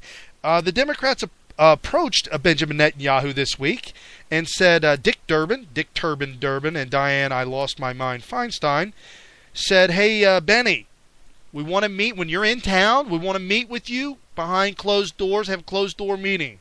Benny said, that would not be a good idea because of why I'm coming to America, and that would not be part of my mission. So, no, go get bent.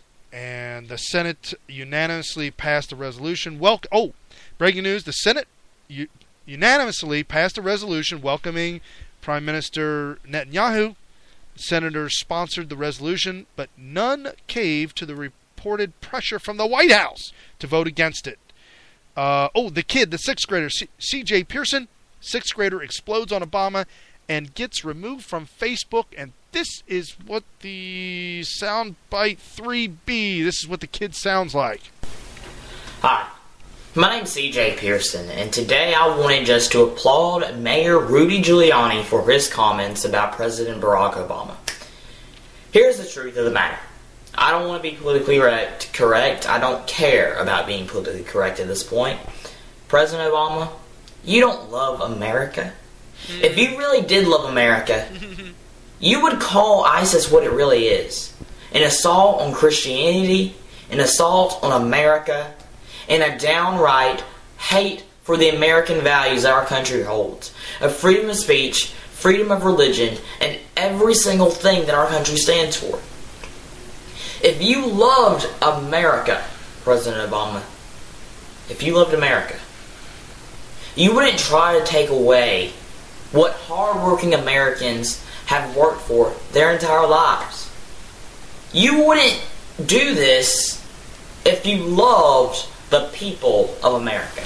So he goes on a 6-minute rant. He's from Georgia. That's where the accent's from. I was going to say, sounds like a little Southern going on there. Has a little organization out there, Freedom for America, something or other. Apologize, I don't know what that's all about. But Eric Holder leaves office. Obama tears up. Eric Holder's last words for America as he walks out. I hate you. Translated would be that. Okay. He said, read Malcolm X. What? What a racist. What a racist fool. IRS Lois Lerner, 32,000 emails lost and now found. They're found. Okay. Republican John Mica, Republican of Florida, Representative John Mica, looks like we've been lied to, or at least misled. What a bunch of boobs you guys are. Lois Lerner is reported to have received retention bonuses 2010, 2011, and 2012. In order to keep her from leaving, she was paid $43,000 a year in bonuses alone, so she wouldn't leave. Let's see, the bonuses came in the years when she was sub-agency and targeting Tea Parties. Higher-ups who approved Lois Lerner's bonuses ultimately resigned in disgrace, but Lerner was allowed to retire with a full pension. So messed up. Right. And so the annual bonuses had stopped at $43,000 because continuing them would have pushed her over the legal limit for how much a government employee can receive. $43,000 in bonuses and $170,000 salary. That's just obscene. Lois Lerner. She should have been thrown in jail. IRS. And lastly, but not mostly, MSNBC and Telemundo. Exclusive interview, February 15th, town hall meeting with Obama. I don't think we have time for this here. It's 58 seconds long. I'll just play a few seconds of Obama in that meeting.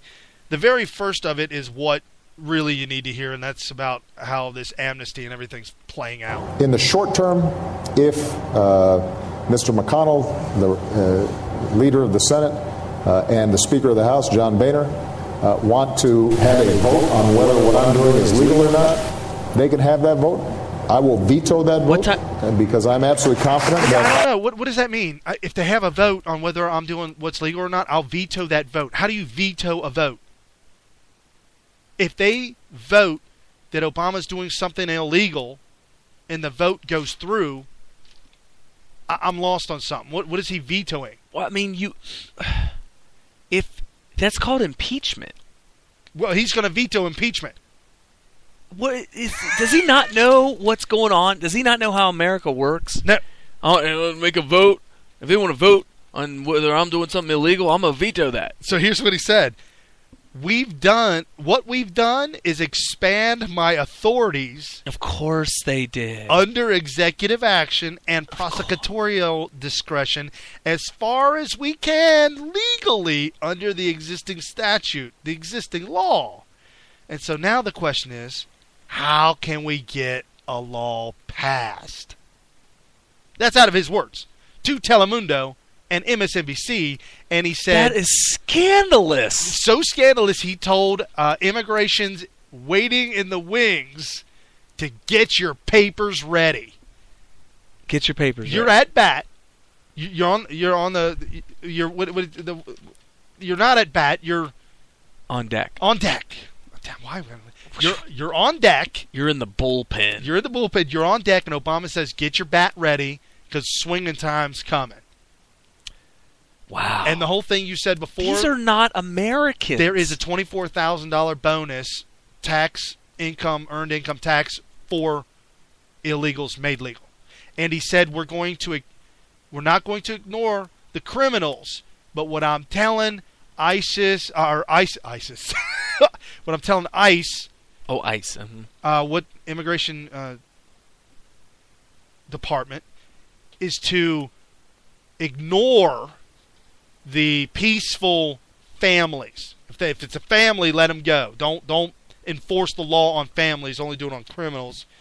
They're all criminals if they broke the immigration law. Right. Obama's Deferred Action for Parents of Americans, DAPA law, for permanent residence program would grant work permits and Social Security cards and numbers to as many as 5 million illegals. I don't know how that's possible. It's illegal for him to grant Social Security numbers to people who aren't Americans. There's something criminal about that. Federal court this week declared aspects of his action unconstitutional out of the state of Pennsylvania. Breaking news, Obama doesn't give a rat's ass and vows to veto the judge who said some of his I can't make this up, man. You got to be lying. He's going to veto the judge? Yes, that's what he said. I'm vetoing the judge. He's Yahoo News. Should Obama or any president be allowed a third term? The 22nd Amendment term limits from 1951, the anniversary, happened on Friday. Of course that would be a perfect time to bring it up. You know what it is? We need a reason. We need a reason to bring it up so that you know what it does? It plants a seed in the head of all these minds of mush, the low information voters. Right. And they're like, well, gosh, we'll never get an Obama again. We got to keep him as long as we can. Well, that's what they said about FDR, too. We got to keep him until he dies. He was the best thing that ever had. The deal, the new deal, the re-deal, the re-re-deal. All the deals that he made was just dealing. Uh-huh. Speaking of communists, we talked about this last week. Nice segue. That there was a ceasefire between Ukraine and Russia, but Putin didn't get that memo. So he kept firing? And he's still going. Well, apparently there's an opposition leader. His name was Boris. They're all Boris, aren't they? Boris or Vladimir. Boris. Nemtsov. And they all end in a V. Right. But it's pronounced OF. Oh. Khrushchev. But it's just a V. His mother, the mother of Boris, warned him, said, man, Putin's going to kill you. This guy was outspoken against Putin. And he was the opposition leader for the other party and kept saying all these other things about what Putin's really doing. So Putin had him murdered. They murdered him, a gang-style killing.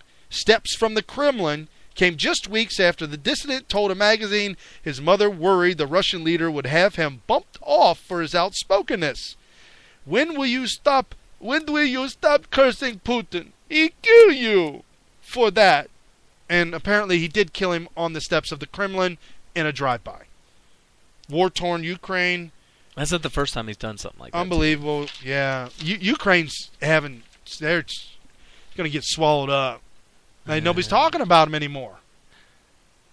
Yeah, I mean, Putin's putting Mother Russia back together again. Put Mother Russia back together. The Soviet Union. Yeah, the USSR, bringing it back. He's going to be the new premier. You know he is. This whole thing with Obama, though, if nobody, like Kerry was saying, if nobody's going to stop him, there has to be the whole point of the way the Constitution was written was to make sure that no one person or party or entity or branch could ever gain too much power. The other branches had all these very well thought out specific authorities to keep the others from just taking over. And when, number one, the judicial branch, they collude with the executive branch, and the legislative branch comes out and says, well, we're not going to use the only power we have to stop you. Right. Game over. Game, set, match. Right. All we're doing right now is hanging out and waiting until the day Obama comes out and sends good old Ernest out to announce to the media. I'm not going anywhere. Yeah, that's what he's going to announce. That we're abolishing the presidency. Right. It's the exact same steps that Hitler took. Well, and the thing is that I think that the Republicans would be thoroughly upset because then the power they gave him, they won't get it back again, thinking they will get it back. And that's what it was. They were giving him power that they thought they were going to have one day. Right. It's all a trap. It's a big trap. So now it's time to take off our tinfoil hats. Set them aside for another week of insanity, folks. Oh, my goodness. Oh, there we go. It's time to wrap up a whole nother week, folks. Curtain call. Yep. All right, well, stay tuned, stay posted, comment often, share with your friends. See you next Sunday at 5 p.m. Good night, folks.